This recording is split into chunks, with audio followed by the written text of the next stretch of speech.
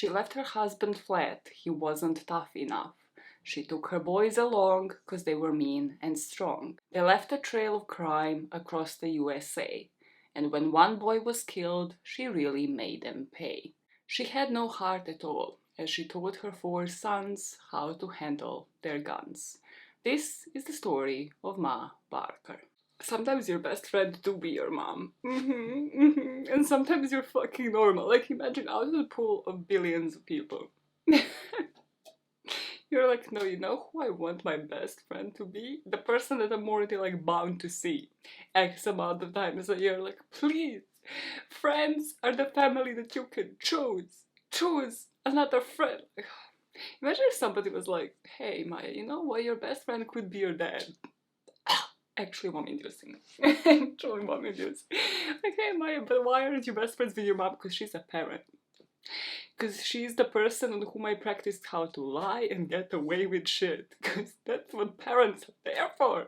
They're not there to be your friends. She instilled a curfew. Why would I be friends with somebody who instills a curfew? Think about it. Think about it. Think about why would you be best friends with your parents? Like, it's just so inexplicable to me. Anyways, there's a lot of things that are inexplicable to me in this video. There is a mosquito bite that's possessing my whole calf. Yeah, I'm pre-recording this shit. Okay, cool. Let's go into the video. If that intro, Detective Unit, Jesus fucking Christ, I'm adding letters to my script. Detective Unit. If that intro sounded like a song, it is because it is. It's Boney M's song called Ma Baker that was inspired by Ma Barker. And if you are a Black Mirror fan, you know that that song was circulating the internet this year because of the last episode of Black Mirror. The best one. Probably, genuinely, like, the best one of the season, definitely, for me, personal opinion, okay? Don't beef with me on Black Mirror. But definitely, honestly, with me, like, one of the top 5s in general. There was one that will always stick in my memory. Okay, let's pick Black Mirror, right? For a second, right? Anjana Vasan, the main actress of this episode. If you're, you know, free for any reason, just you have time of day, call me, okay? Just email me to get my number, because I'm not like posting my number out there online and then call me. Why would she go the effort, Maya? So she's like 100% straight. Anyways, Black Mirror. Which ones are your favorite episodes of Black Mirror? Completely unrelated, but kind of related. Because really pushed me to like research on Ma Barker, the song, yes. That is definitely going to be in my Spotify Wrapped this year. Black Mirror episodes. Like, the topic, Jesus fucking Christ. I have never been diagnosed with ADHD, but I suspect I have it. So, my top, like, couple of episodes, usually, like, people choose either, what is it called, the White Christmas one? Or the one where the kid ends up being a pedo, like, by the end of it. Those are not, like, my favorite ones. The one that's stuck in my head is the one where, like, the mom gets the technology to stalk her daughter because she went missing at some point, and then, like, watches her, like, sleep with the guy. Like, that scarred me for life. I was like, oh my fucking... this is so fucked up. That scarred me for life. There was another one that I liked and I can't remember now. So yes, definitely the one like from this season. What is the other one that I had liked that like stuck with me? Why can I not remember now? Play some weird music until like I fucking remember what it was. I got it. This episode is off the fucking rails. It's the one where the guy and the girl are together and the girl ends up cheating but she's hiding it from him and they can replay the memories, me before you or something like that. And then like he chooses, because he can't cope with her cheating and like the child possibly not being his, like he chooses to like delete the complete history that he has like recorded of her. That one was trippy. Like I would put that as like my number 2. And then I really like the Black Museum one with like the discovery. I think it was my discovery of Letitia Wright, because it was like the Black Panther time when like that season came out and like Letitia Wright was popping. I was like, yes, recognize the talent, yes. But yes, This the last episode with Anjana Vasan would be my favorite one of my top fives. Anyways, that inspired me to research into Mara Barker's case. I have listened to The Boys, the last podcast of the left cover, this case, and from that point on, like, I don't think I have listened to like any coverage of it, so I completely like forgot about the story. And what I had forgotten about is, and this gives me the opportunity to use this expression once again, tits were not calm. Let's just say that this woman was something. This woman was something. To what degree you will think that like she was involved is up to you to decide after the two-parter, but this woman was something. Please play me, because this is not the first time that I have used this expression, okay? I use it generally when I talk about a woman who like commits crimes for whatever fucking reason, or is just the instigator, or is the matriarch of the family of criminals and like does not do anything to put them on the right way, like in this case. Play young Maya, play baby Maya, say tits will not come. I know that I can find the video, I know that it exists on this channel, I know this is not the first time of me uttering those words. Good, dude, find it, play. It's not so bad. It's not so bad. Why I'm saying this woman is something else, as well as her sons, is because before they were either caught or killed, the Barker Karpis gang had stolen $3 million in either cash or merch. They would steal clothes. You're gonna hear all about it. They did a lot of such a bunch of dumb shit. But $3 million in 1920s and 1930s would roughly be $50 million today. 50 mil. And those fuckers just couldn't stop, like, because they could have technically gotten away with it. Like, they had a lot of luck, which just purely how dumb they were. And they made all of that money within about 4 years, if we are not counting, like, jail time, right? And the big debate that people have, especially with Ma Barker, is what level of involvement did she have? Was she a seasoned criminal, as the FBI tried to portray her as? Or was she just a cute little housewife who cooked for the gang? But before we dive into that story, I have an announcement to make, which, judging how off the rails this video is, might sound like a bit sad. It is definitely like sad for me. You might notice that I'm pre-recording a bunch of videos, like I'm recording this in August, which is why I'm sweating and I'm in like a wife beater shirt and dying inside. I have like insane amount of underboob sweat. That is not the announcement. The announcement is that I'm pre-recording a bunch of these videos in order to like wrap up my YouTube journey, at least temporarily. I would love for this to be my job, or like some version of my job, for me to do something that is related either with victim support or interviewing the authors for the books, or like to transfer the passion that I have for researching the stories and doing deep dives into something in the industry. Until then, I kind of have to temporarily cease this. I will probably resurface at some point next year, because I don't see myself stopping to consume this content. Like, I have, consumed it in form of podcasts, YouTube videos, reading books as well, before I even ever started recording these stories. So I definitely don't see that I'm going to stop like consumption of that content. So I just don't know that I will be able to like commit to any schedule in the future. So for now, I will release the last video that I plan to release in December this year, and I might return and I might never do. And that, trust me, pains me a lot more than it would pain anybody else who has been there either since the beginning or since one of the more viral quote-unquote videos on this channel, because I am the first one who really loves doing this. But it will give me like the opportunity to discover for myself what I actually like doing beyond this, because so far my life has been just like my job and then this, researching, recording, editing, like doing everything for the channel, and I love it. But I also feel like for years I haven't given myself a chance to discover like who I am and what I like to do beside this.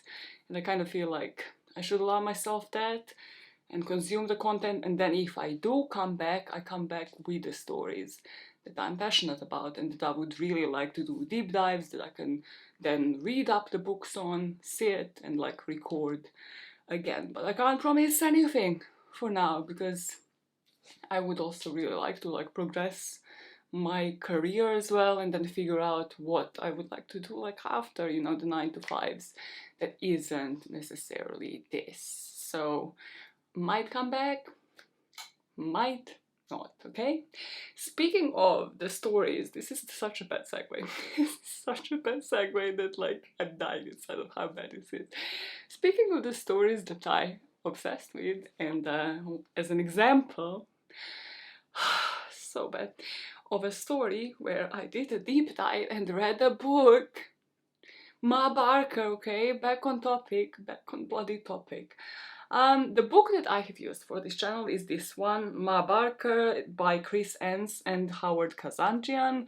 And what I had not used, but the guys on last podcast on the left have, is the book by one of the gang leaders called Alvin Karpis.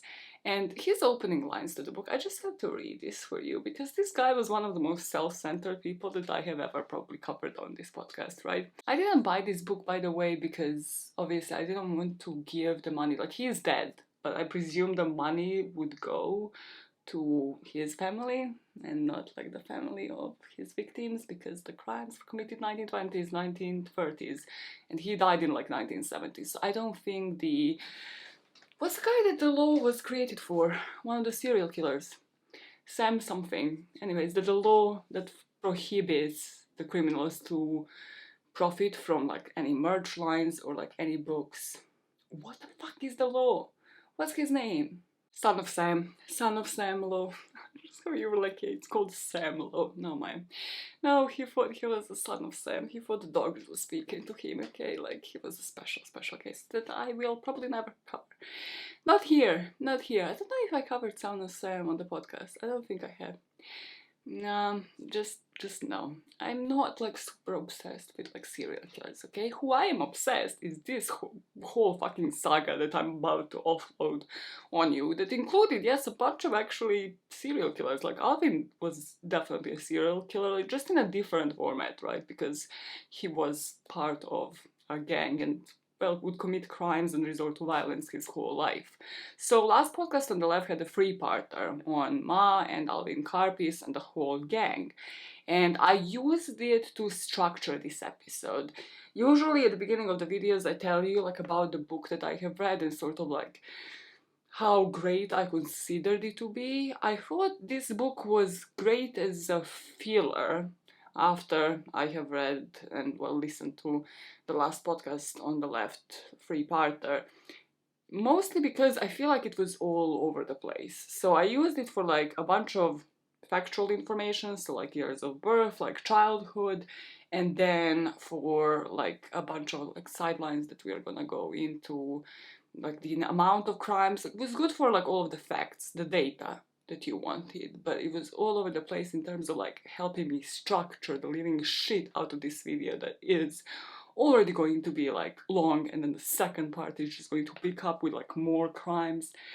So I definitely wouldn't put it up there within like the top 5 books that I have read when it comes to true crime cases, but it was still pretty good. Like if you want a good story, like if you want somebody to give you more details on Ma Barker, even more than the second parter and the first one on this case will, I would say definitely read it or listen to the boys cover the case as well. But let us go into the background. Can I stop sweating for a goddamn second? Ma Barker was born in Springfield, Missouri in 1873, and she was given a name Arizona Donnie Clark. Born on October the 8th, she sure as fuck did not like the name Arizona. So a lot of people know her to have selected her own name, Kate, because she didn't care for the name Arizona, And another thing that she was known for is that she loved her dad. She idolized the living shit out of her dad, who unfortunately died when she was only 7 years old. So her mom would remarry, and as a lot of people who are so attached to one parent, usually they don't like step parents, and that was the case with Arizona here. We're gonna call her Ma from the get-go, just to make this a lot easier. She did not like her stepfather. Historians would say that this was because Kate believed that this man, like the man that her mom remarried, actually preferred the 2 children that he would have with her mom rather than the 4 children that her mom had with her biological dad.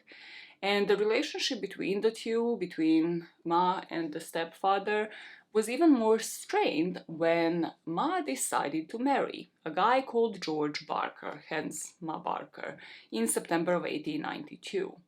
Her mom and the stepfather were concerned about the 10-year difference between George and Ma. George obviously being the older guy, but this is exactly what Ma wanted. Somebody to get her out of there, somebody to get her out of the poverty and provide for a better life. According to the boys, the last podcast on the left, guys, there were a few reasons why Kate had very loose, let's say, that respect for the law. Like, she did not respect law whatsoever. One of them was that the stepfather was a police officer, and well, she had a very strained relationship with him, so it was kind of like, oh, I'll show you, you know, like one way or the other.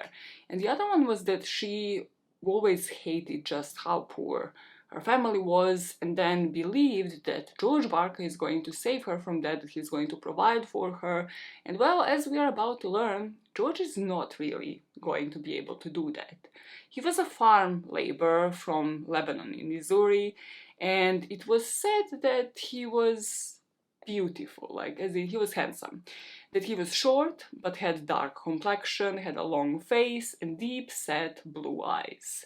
Even Ma was stupid once, okay? Falling for the blue eyes. Ma was Team Jeremiah.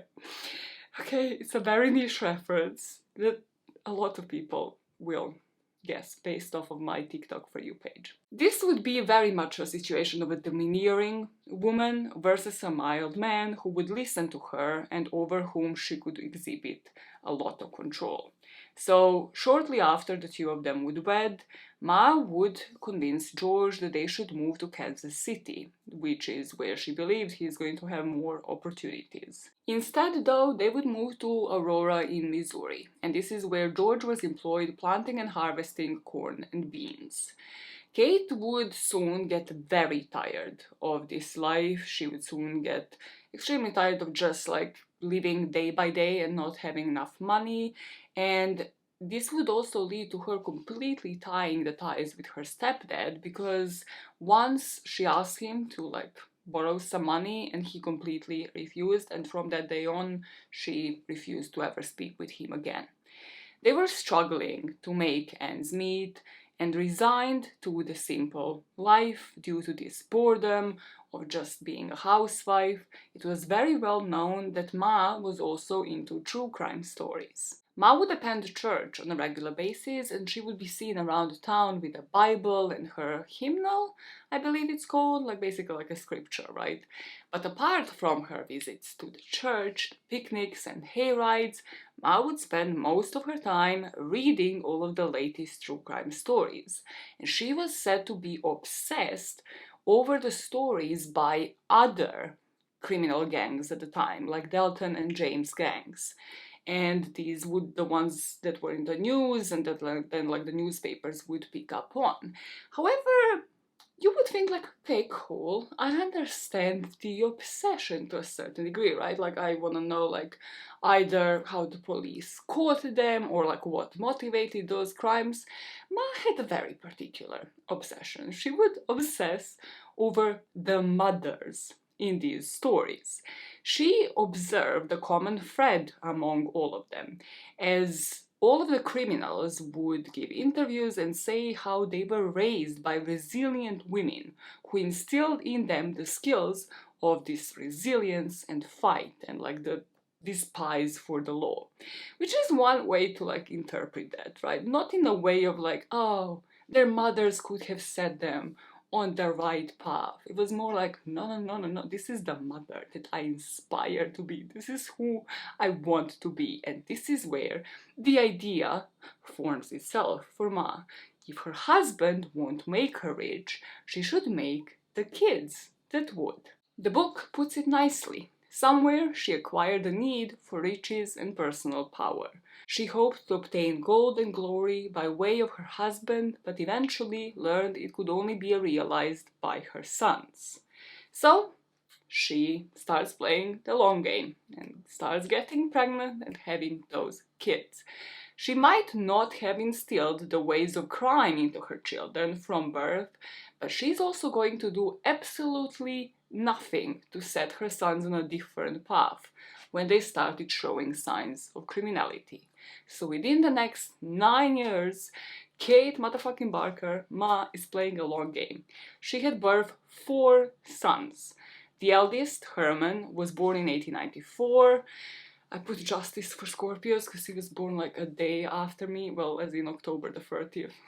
It's like, Maya, what you mean you were born in 1894? How old are you, bitch? How fucking old are you? Anyways, so there was Herman, followed by Lloyd, then Arthur, who we will call Doc because that was his nickname, that's what everybody called him, and finally, Ma's favorite, because he's the youngest boy, Fred, who was born in 1903. This is what the book has to say about these kids' upbringing. Ma attended church regularly, dragging her brood after her.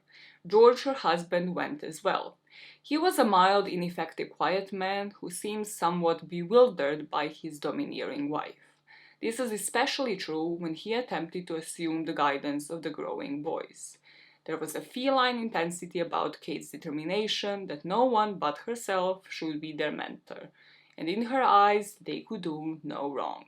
The neighbors didn't think of Ma much because she would rarely socialize with anybody else but her one friend that was called Gertrude Farmer. So appropriate for the times. Just even the full name. It just has so much potential for the time. Gertrude is the oldest name, and then Farmer.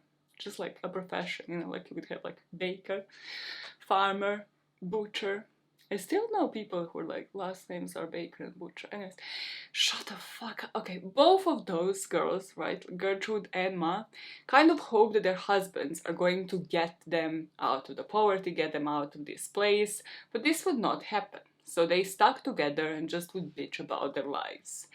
In 1910, just as the Barker boys turned from mischievous to borderline criminal and started getting violent, George Barker would move his family to Tulsa, Oklahoma.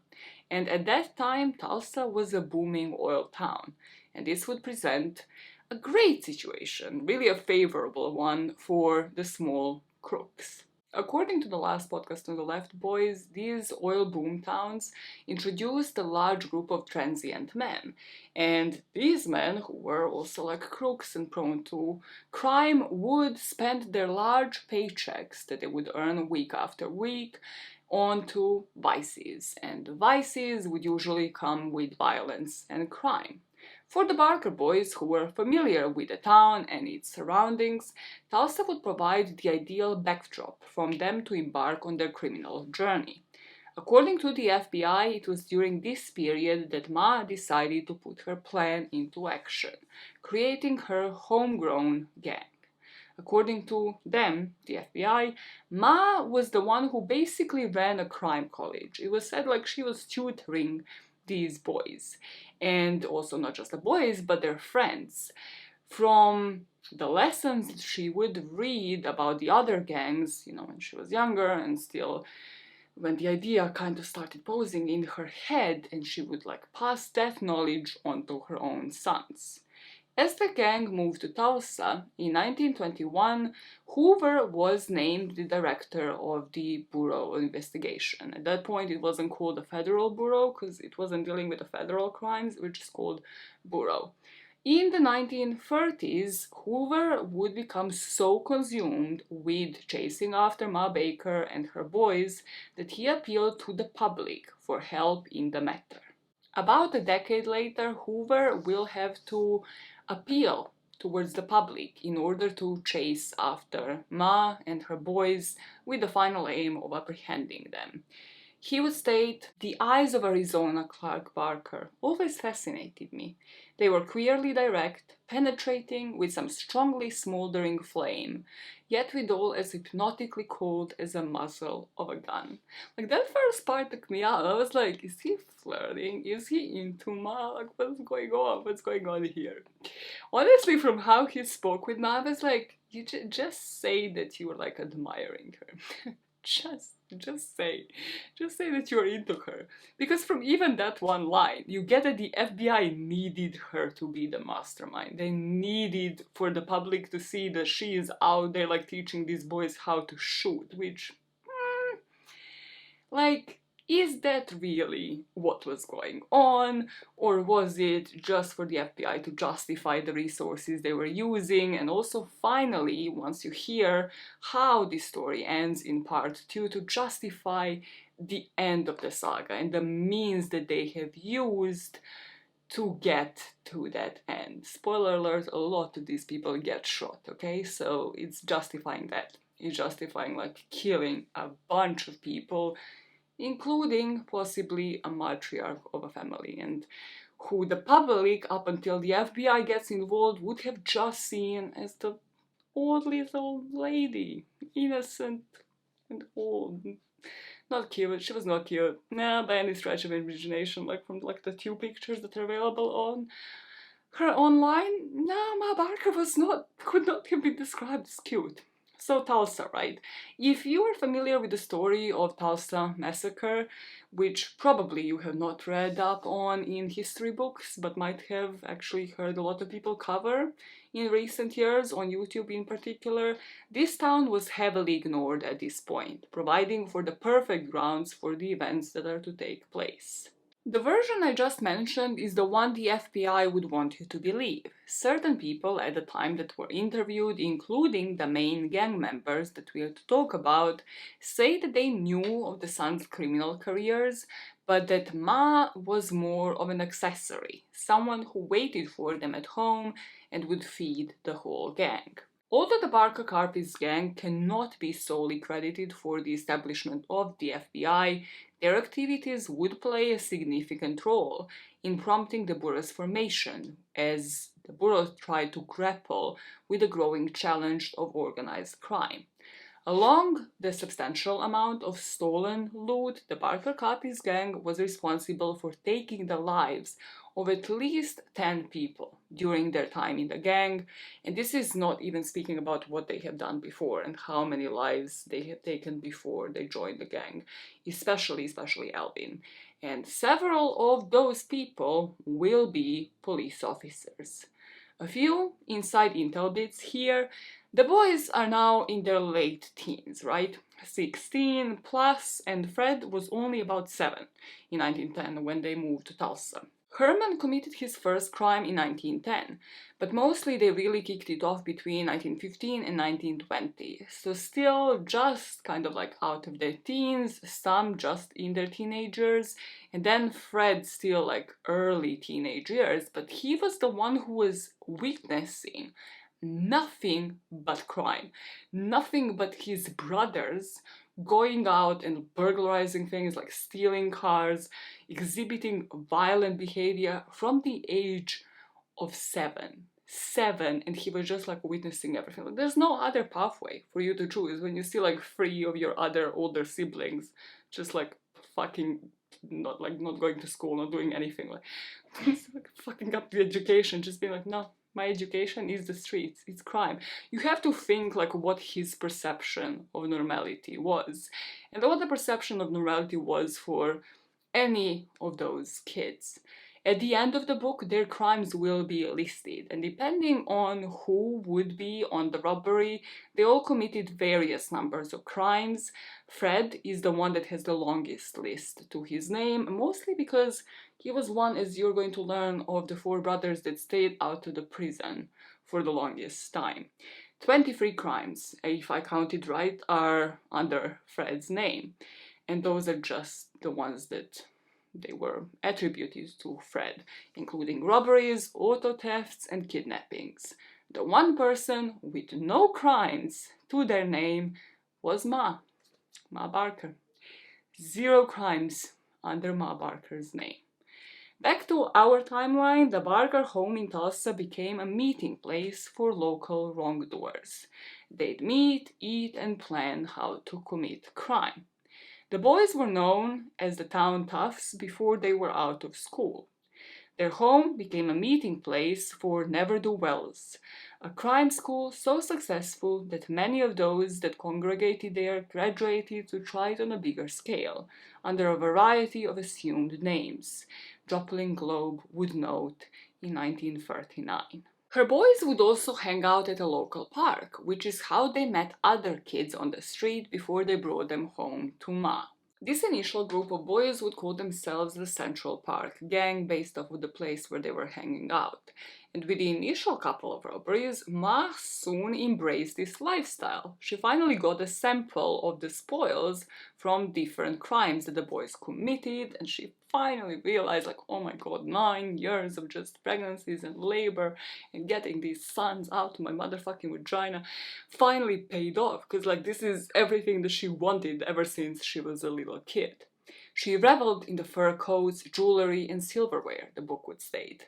Ma not only encouraged her sons to continue what they were doing, but she also provided them with the names and addresses of people that she believed had more, and therefore could afford to be just robbed and violated because they had the watch that she might have wanted and her boys had every right to steal it. The oldest had to set an example, and like Herman had really, out of all of these boys, a lot of pressure on him. Every other brother is going to be looking up to him. The cycle began of the boys getting in trouble and Ma coming to the rescue. So Herman, being the oldest, was also the first one to get arrested, going down for the attempted robbery at the age of 16. And in this case, he had just gone to like a pharmacy and hid in the basement so that he can spring out after closing time. And this way, you know, like being that it's one of his first crimes, he's not going to harm anybody, but also like the chances of him getting discovered are smaller. But he was instead discovered in possession of what was known at the time as burglar tools by a clerk before the doors were shut and the police was called. So Ma went to plead with the authorities, telling them that none of Herman's actions, sorry, it's just so hard to like pronounce this because it's just so stupid. She would go to the police, right, and be like, none of these actions were actually his fault. Like, you're trying to frame my family. It's an innocent little family. And you're, like, trying to tell me, like, that you are doing this to my child. You're targeting my kid. You're fucking targeting my child. So she'd go to the police station and accuse the authorities of setting her kids up to take the fall for every unfortunate incident that occurred, because obviously she knew that they're not gonna stop. So like every single time she'd be like, you see, targeting my child all over again. It's like, what's here the scene of the crime? Yeah, just an innocent passerby, for fuck's sake. She'd plead with the officers, and when that wouldn't cut it, the magistrate to spare her sons and let them go home for her to deal with the situation herself. And moved by her tears, the authorities would let her sons out with the warning. And this worked insane amount of times. But I feel like why at the beginning at least it worked is because the officers would have the impression that like the child is fucked. Like when they leave this police office, like the mom is going to beat them senseless. Like she's going to like tell them off, like put some sense into them for them never to repeat that crime again. Meanwhile, on the way home, the mom would beat Herman in this case, but not because he did a crime, rather because he got caught. Here, Herman was released to commit more crimes. He tried taking regular jobs like becoming a cook in Springfield, Missouri, but there he would be arrested for assault and Ma cried for him to be released again. The police officers agreed to spring Herman just as long as he returned to Tulsa, but within months Herman came back to Springfield to rob a few more jewelry stores. He was again caught, but this time he was sentenced to 4 years in prison, where he met another criminal with the name Ed Cohn.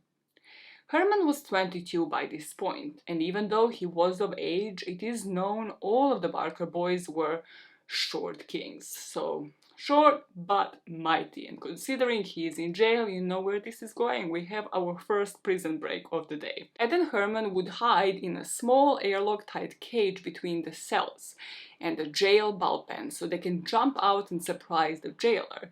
This is exactly what they had done one night, grabbing 3 revolvers from the jailer's office, and they would flee the prison. Herman went back to Tulsa and Ed Cohn disappeared and was not heard from again.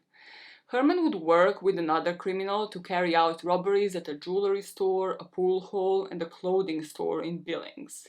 The higher profile criminal activity would lead to his next arrest in Columbus, Montana. He was then sentenced to 6 to 12 years, becoming the first Barker brother to serve an extended term behind bars. So Herman is behind bars. We have 3 other boys to deal with. And on Independence Day in 1918, Arthur Barker, that we are gonna call Doc because everybody does, stole a Ford Roadster parked in front of a federal building in Muskogee, Oklahoma. I've put like, this is stupid because I looked up the cars, right? I don't know cars, but this is quite a prominent car, like it stands out on the fucking street. So, like, you would spot it on the road, like, if you're a police officer, if you're a passerby, why would you steal, like, the most particular looking fucking car?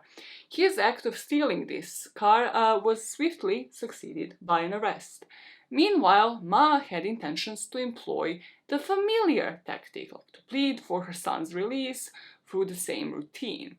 However, here, before she even came to the office, Doc already escaped from prison. They were famous for like somehow very easily escaping from jail all the time. He was eventually recaptured, and this time he patiently waited for Ma to come and just do her crime cry routine. Just to give you a bit more insight into why this routine worked, even in the bizarre circumstances where the son would escape from jail and then come back, and she would then go and be like, forget about that, wasn't my son, forget about it, and then like cry again.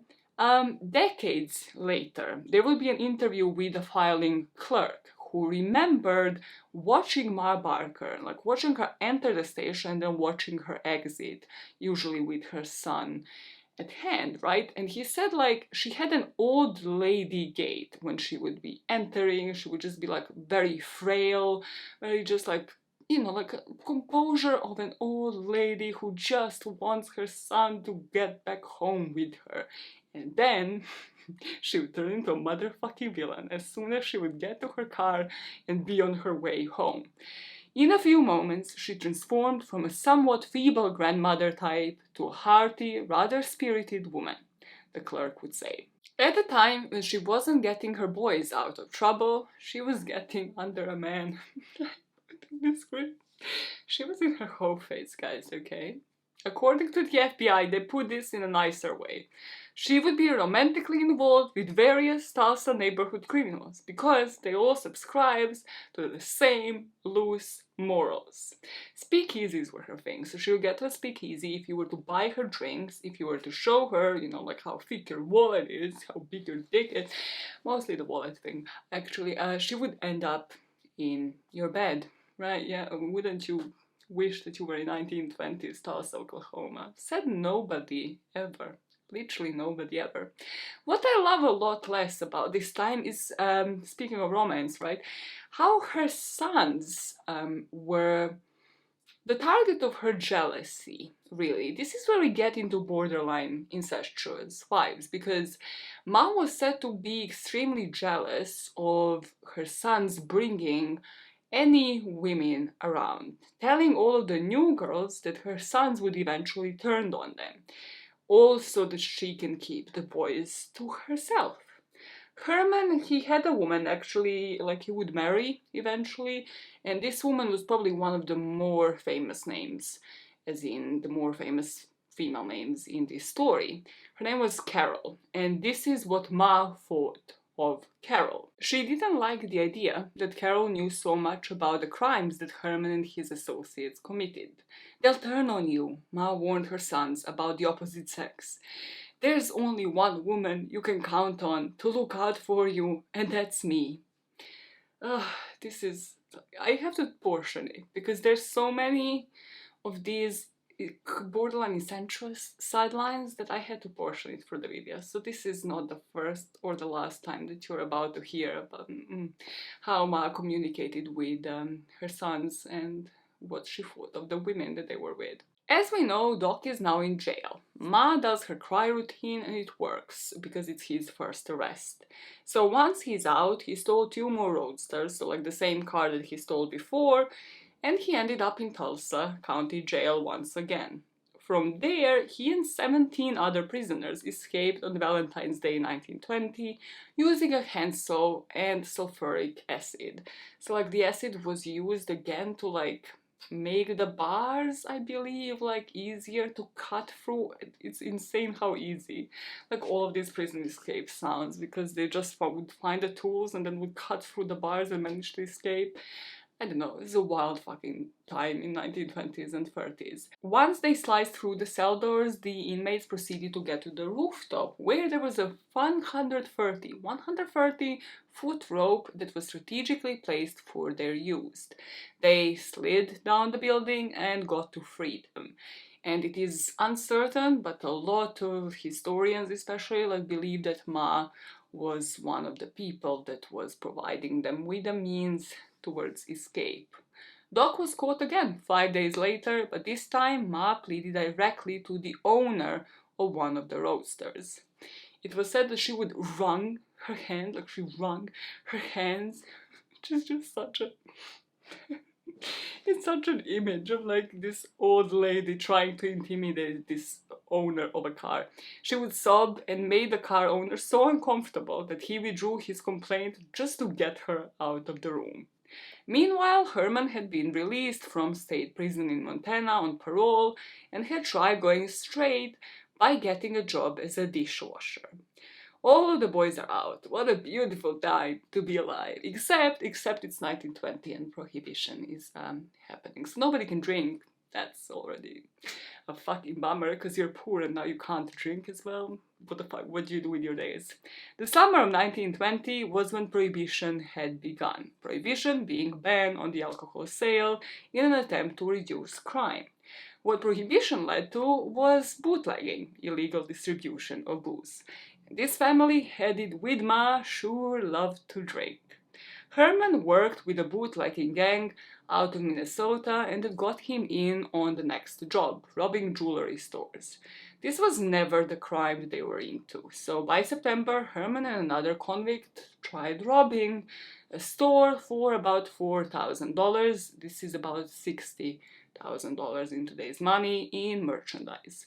The accomplice got away, but Hermie again would be arrested.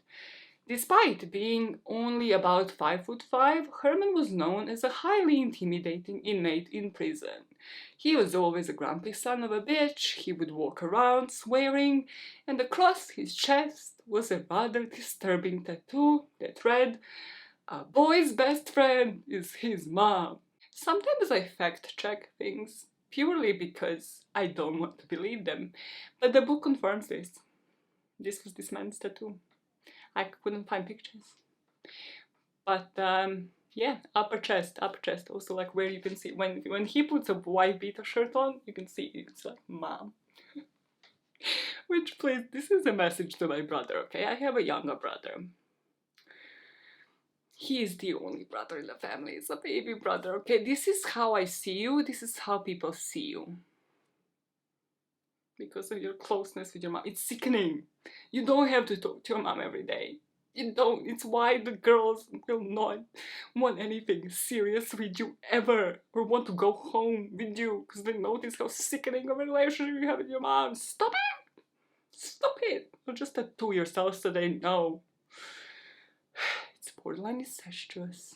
Stop it! Well, for the jewelry store robbery, Herman was sentenced to 10 years in prison. But then Ma sat down to write a sub-story, to write a letter, and she, in the letter to the parole board, told them a lie, right? That George, the dad, was sick and couldn't work, so Herman had to come back home and take care of the whole family. And this worked. 10 years. 10 years of time in jail were just cut with the letter. Different times, everybody, different times. So getting these boys out of jail was really a full-time job. Like she, had to be well paid for this because this was her whole fucking job. Cutting like 10 years off somebody's sentence just like this, just like with a letter. That could be a damn good fucking letter.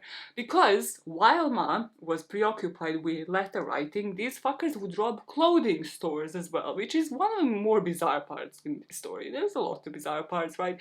But this is what is the dumb part, because they would rob like a clothing store, and then the next day, they would go to rob another place dressed all nice. Like, you can't just dress in a suit to go and rob a place. What is wrong with these people? This is exactly what happened to Doc. So Doc found himself in custody once more, this time in Coweta, Oklahoma. He was caught along with a small band of thieves who had attempted to rob a bank using an unconventional method. Their plan involved digging a tunnel using stolen picks and shovels and nitroglycerin, which they got from the local hardware store. They would use nitro usually to like blow shit up, like safe, like when there would be a lock in a bank in order to get to the money faster. The original scheme called for two men to keep watching the alley behind the bank while the other two worked on digging the tunnel. But a fatal error was made when they were all dressed in overly formal attire. Suspicion would arise when the law enforcement officers noticed well-dressed individuals just loitering in the back alley during the late hours of the night, asking them to then commit to basically being searched. So for them to be searched, the tools are going to be discovered on them and they would be arrested. During this search, the cops found 4 pistols and all of their burglary tools. So Doc Parker briefly went back to jail. Again though, Ma was quite convincing, so Doc was set free while his accomplices went to prison. That do be a bit. I have not like to be any of these fucking friends seeing this man just get out of the prison because this old lady somehow can play this whole fucking police department. I wonder what else was going on there. I'm sorry, but sometimes I don't just believe that this woman could like play, because it's all like very, like it's the same police station, right, in most of these cases. So like it's the same people. You can't convince them, like yeah, if they show up there for the first time, sure, you believe like she's going to like put some sense into them. After like the 4th time, you're like, I don't believe you anymore, lady. I don't believe that you have this many like sick people in your family. I don't believe that you're going to put these men straight. No, I don't buy into this shit. The book gives us an insight of how once one of them would be in jail, the others are going to provide for Ma. Again, it was a full-time job. She had to be paid. This is also exactly what she wanted. Her sons and her lovers to be showering her with gifts. They get out, she provides alibis and a place to hide for them, and the cycle continues where they in return buy her more jewelry. At this point in our timeline, Ma Parker had successfully got Doc and Herman out of numerous holdups. We are speaking about like half a dozen, if not more. She cut a whole ass 10-year sentence in a letter, and there remained a considerable amount of pleading yet to come in the future. But one son she couldn't help was her second-born, Lloyd. He went down with the first heist and he would get a long ass prison sentence. Given the moniker Red because of his red hair, Lloyd would exhibit a tendency to follow rather than to lead. Unlike the other Barker boys, who appeared to possess the uncanny ability to escape the consequences, Lloyd faced immediate and enduring repercussions following his first arrest. In June of 1921, Lloyd, along 4 associates from the Central Park gang, I love to put associates, not like gang members, crooks, criminals, burglars, no, associates, carried out a robbery of a mail wagon in Kansas, securing $3,000 at the time worth of Liberty bonds. I'll put it out on the screen if you don't know what Liberty bonds are, because I didn't. Their escape would be short-lived, as the gang was apprehended while attempting to steal a car in Miami, Oklahoma. Possibly because Lloyd was one of her favorites. Ma here lost her head a bit trying to get him out of jail once Lloyd was caught. She, instead of just her like old lady thing, she was kind of like stern and domineering. She was like not like sympathetic. She was like, let him the fuck out. She demanded that her son be let loose because he's done nothing wrong. And this was very much a wrong approach, because instead of letting him go, the judge moved Lloyd to another jail further away. They found him guilty and sentenced him to 25 years in Leavenworth Penitentiary. The rumors, the other portion of the borderline incestuous corner is upon us.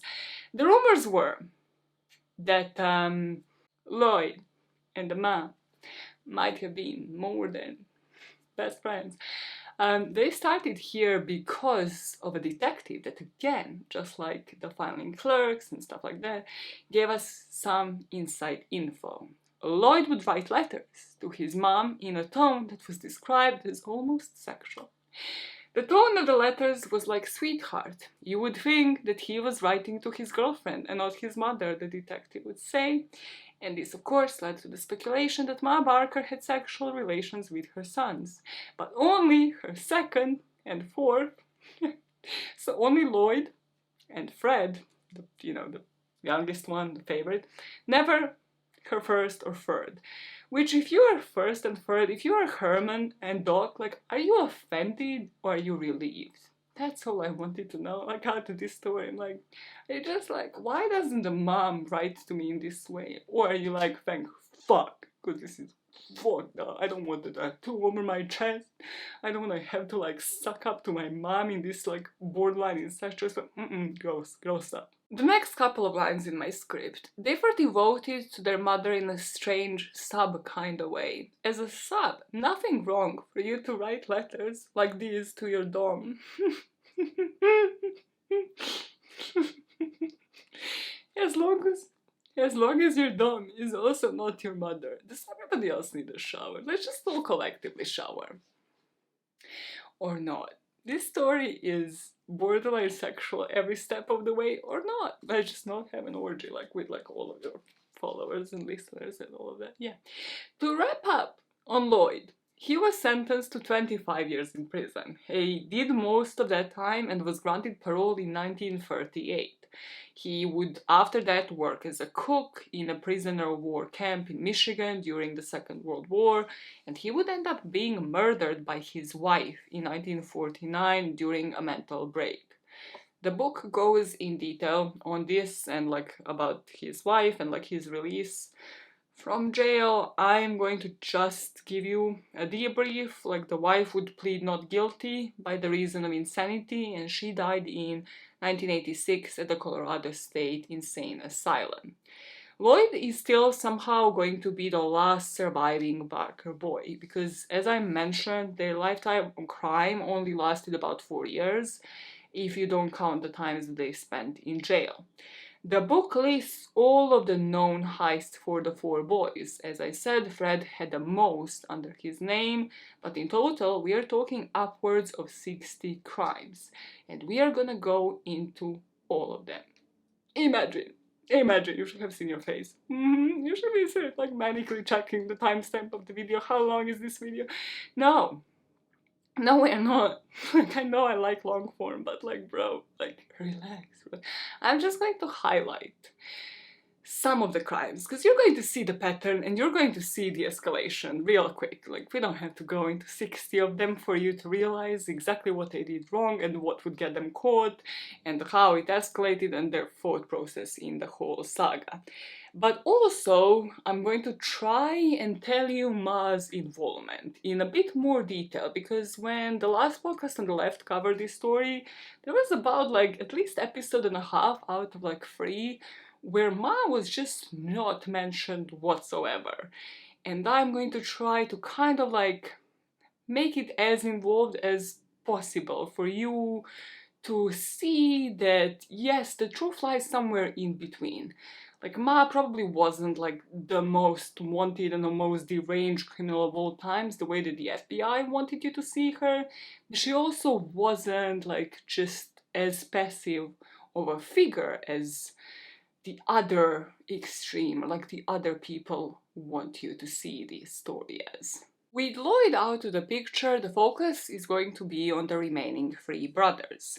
Up to this point, the Barker boys had committed a lot of crimes, but they had never seriously hurt anybody, at least that we know of, and this is all going to change on August 26, 1921.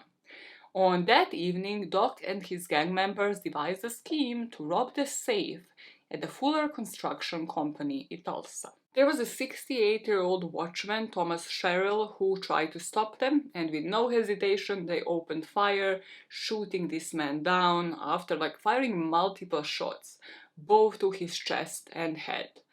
Doc is going to be found guilty of murder and sentenced to life at the Oklahoma State Prison. According to the FBI, Ma would become obsessed with getting Doc out of jail and was at the time working to expand the membership of the Central Park gang with her 2 remaining sons. I just want you to process the next sentence, because Ma did become obsessed with trying to get Doc out of jail, and he would somehow get out of that motherfucking jail, out of a life sentence for murder. And sooner rather than later. She still had to take care of Herman and her baby boy Fred. Fred was as dumb as you would expect. Like, just look at this face and tell me this is not the face of the dumbest individual you'll ever see. The only education he had was crime, okay? So it's not really even just up to Fred. It's not like he could have gone to university and shit. He was 7 when they moved to Tulsa and when he started witnessing his brothers committing crimes. He was also, by default then, a follower who wanted nothing more but to be like his bigger brothers. At so many points in this story, I thought, thank fuck that these people didn't have a sister and that Ma didn't have a daughter, because I just cannot imagine the dynamic. I feel like if that was to have happened, probably the daughter would have left with the dad. We didn't come to that story, we're coming to it in about a paragraph or 2, but yet the dad would eventually fuck off, and maybe if they had a daughter, she would have left with, I can't imagine or what she would have been then, committing crimes with them. How would that work? What do you feel would have happened if these 4 boys had a sister? I can't imagine that child ever having a normal fucking upbringing. So Fred gets to serve time after his first interaction with cops, because he's dumb and he just looks like a criminal, okay? In the following year, right, Fred, along 6 other members of the Central Park gang, carried out yet another robbery of a mail truck.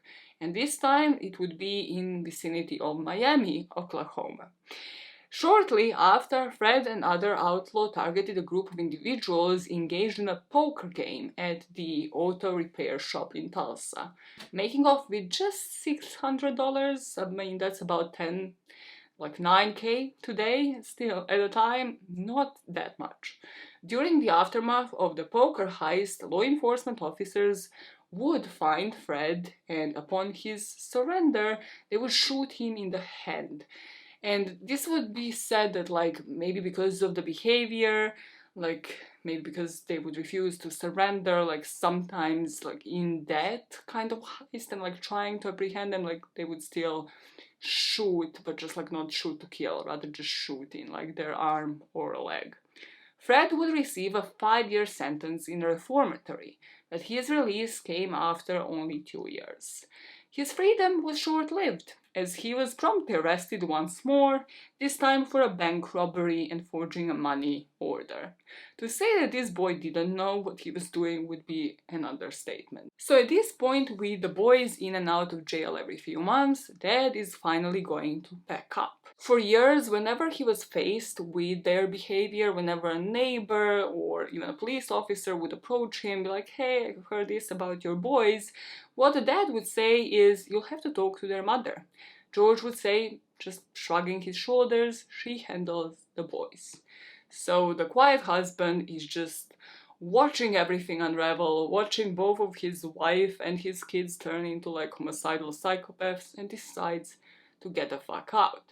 He was overwhelmed with his inability, at least according to the last podcast on the left, boys, to do anything about it because he was shy, quiet, and the wife was domineering and the sons were just following in her footsteps. So George just cuts his losses, he packs up and moves to Joplin in Missouri. By the time that George left, Prohibition had been in effect for about 6 years. And the Barkers never really got into bootlegging. The resources that the federal government spent enforcing the Volstead Act meant that the authorities were stretched extremely thin. And only that can possibly explain why these fuckers were not caught in 1921 and sent to prison for life. Well, that and introduction of another character. But for the introduction of another character to happen, the boys that are out will have to commit some more crimes. It is in this environment that the boys started committing crimes together, starting with a robbery in Washington, Arkansas in December of 1925. During that robbery, one of the gang members got a gunshot wound during the escape. Nonetheless, the group managed to run away with $7,000 in stolen funds. Their luck nearly ran out as Fred tried to convert some of the stolen coins into cash at like a place in Oklahoma, but because there was no evidence linking Fred to the robbery, he once again escaped capture. By 1926, Herman and Fred would start to expand their gang's ranks, aiming to execute even more ambitious heists. Along 6 other members of the Central Park gang, Herman and Fred would succeed in looting cash, jewels, and assorted merch, amassing a total haul of $100,000 within just 3 months. In today's money, that is 1.5 mil. And this is why I'm saying, like, if they had stopped, if they weren't just greedy fucking bastards, especially with like 2 other brothers in jail, right? If they just were like, hey, like, just stop and live quietly and just be bowling like with all this money, they could have still been rich, but no, they just continued. They just never ever like planned to stop. So Herman and Fred, using their small size, entered the stores through crawl places or by cutting a small hole in the roof and dropping through the ceiling. I picture it in such a cartoonish way. It's just so unserious. They only slip up when Herman dropped a hat in one of the crime scenes. Why is he wearing a hat to a crime scene? And the police tracked it back to Herman through the store where he bought it. But after a well-placed bribe, paid for by the same robberies, Herman was set free after 5 days in jail. They figured out that one way to stay out of jail was having Ma on their case and providing alibis, but another way that proved to be a lot more useful was spending that robbed money to bribe the officials. Because in my opinion, he was the dumbest and also relied on his mom the most and also just robbed whatever he would see inside, Fred was fucked again. After he robbed a furniture and a butcher shop and then was caught with the same amount of money, matching the money that was stolen from those 2 places, Fred would get caught and get a sentence of 5 to 10 years at the Kansas State Penitentiary. So at this point, 3 of the 4 Barker boys were in prison, Lloyd and Fred for robbery and Doc for murder.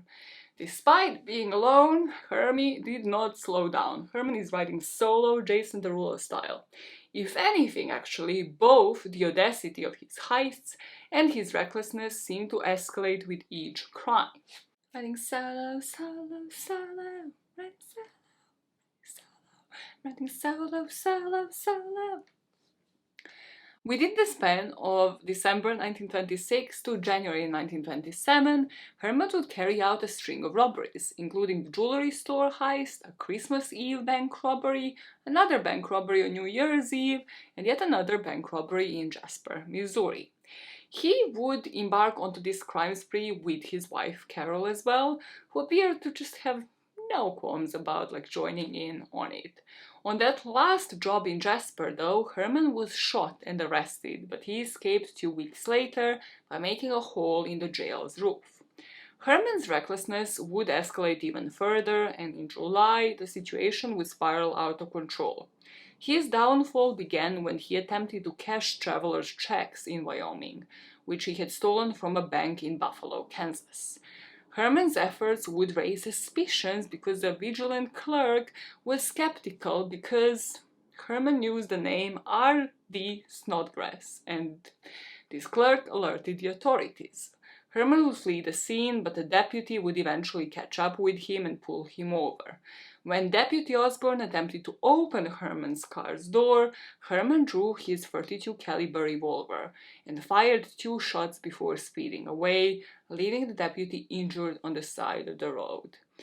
Herman's wife Carol was a little freaked out by this spur-of-the-moment murder, but she stuck with him. We have to go into the sideline on the aliases here. I'm going to put them up on the screen. We can see that Herman had some standouts like Burt Lavender. Doc had zero imagination. If you are known in town as Doc, if your alias is already Doc, don't use it as your actual alias. With the authorities, why are they so stupid? Lloyd loved his name, which I respect. You're just like me. He's kind of just like me, but nothing like me at the same time. And Fred, please, who the fuck would buy the name Bergstrom? Where are you from? You can't be American. Bergstrom. Bergstrom. Or Amos is his first name. Amos Rankin. Amos Rankin. What are you saying, sir? Ah, bless him. Justice for Fred. Said nobody. Ever. Back to our story. For the murder, Herman got $100, so about 1.5k today, bounty that was put on his head, and became the second Barker boy to take a life. Because they would just rob anything, Herman's next mission was an ice factory. If you were to play a drinking game, I should have started a video like this, being like, hey guys, you wanna get plastered tonight? You wanna do it? Just drink every time that you think you have the place of the next robbery right, you guessed it right, and you're like, what the fuck, why would they rob an ice factory? Yeah, a lot of times you're like, why is that a logical thing in your mind as a place to rob to get actual money? A month after the murder of Officer Osborne, Herman and a couple of outlaws named Charlie Stelcup and Porter Meeks would break into the office of an ice plant. They beat the night watchman half to death and came away with a measly amount of $200 because it's an ice factory. There's no an ice factory. At 2 a.m., the cops would catch up to Herman Barker and his accomplices for a late-night high-speed chase. When the 2 officers chasing Herman got close to the car, Herman reached out the window and grabbed one of them by the collar. He then pulled the cop close and shot the officer twice in the face. Herman would get hit in the chest while the other gang member, Charlie, would get shot in both of his thighs, his right arm, and his right hand. This turned violent as hell, and it was said that Carol was in the car, but luckily wasn't hurt. Driving away erratically because of the blood loss, Herman would eventually lose control and hit a tree near an all-night hamburger stand. And this next part is grim. This whole car chase was grim, but Herman got out of the car, and rather than being taken back to jail, he took his revolver and shot himself in the head at the age of 33. The news reports at the time mentioned his long history of crime and his stints in prison, and the reports would also give a reason as to why he shot himself, and that it was due to pain because of the gunshot inflicted by the officer. I think it is more of like knowing that he's a cop killer and that he is probably going to serve a long time in jail, and that his mother will not be able to get him out of there. It's just brutal. And to think like that this happened after them robbing an ice plant, it's just so bizarre. Like so bizarre. Initially, no Oklahoma City official was willing to permit the funeral and the burial, rather, of Herman's body within their state, but over time, the Barker family deployed like their attorney, and they managed to negotiate a burial plot for Herman in Welch, in Oklahoma. Interestingly, actually, Carol had to attend the funeral in secret, and it's not like because of the authorities even at this point, like, yeah, they would catch up with her and she would end up actually in jail. It was more like that she was fearful of Ma. Ma fully, like wholeheartedly believed that it was Carol, not Herman, who fired the shots at Officer Osborne with a revolver. Carol was charged for being an accessory, and she was sentenced to 2 to 4 years in Colorado State Penitentiary. Ma was very disappointed with this, like it was said like she was following the trial and she was very disappointed with the verdict, and she felt that Carol had done nothing to protect Herman from harm, and that Carol's inability to save him from trouble contributed greatly to his downfall. So she thought, based off of this, that Carol should be in prison for a lifetime. I love how she does not ever reflect. There's no self-reflection of like, hey, what if I, like when Herman first robbed the place, actually took this child back home and then told him not to know? It's Carol's fault. His wife was supposed to change him. She didn't. Also, I didn't want him changed because that would mean I don't have like this jewelry, this fancy watch. I don't have it. It's her fault. It's her fault for everything. Carol is be blamed for everything. The count now, okay, I know it can be confusing. So Herman is dead. Lloyd is in jail, serving 25 years in Leavenworth. Doc is in jail on a murder charge, and Fred is doing 5 to 10 in Kansas. While boys would be in prison, Ma was taken care of by the other gang members. It's not like an amazing situation to be in because nobody's really showering her with gifts, nobody can do it to you like your sons. It's not even another incestuous corner. All of her boys are down, right?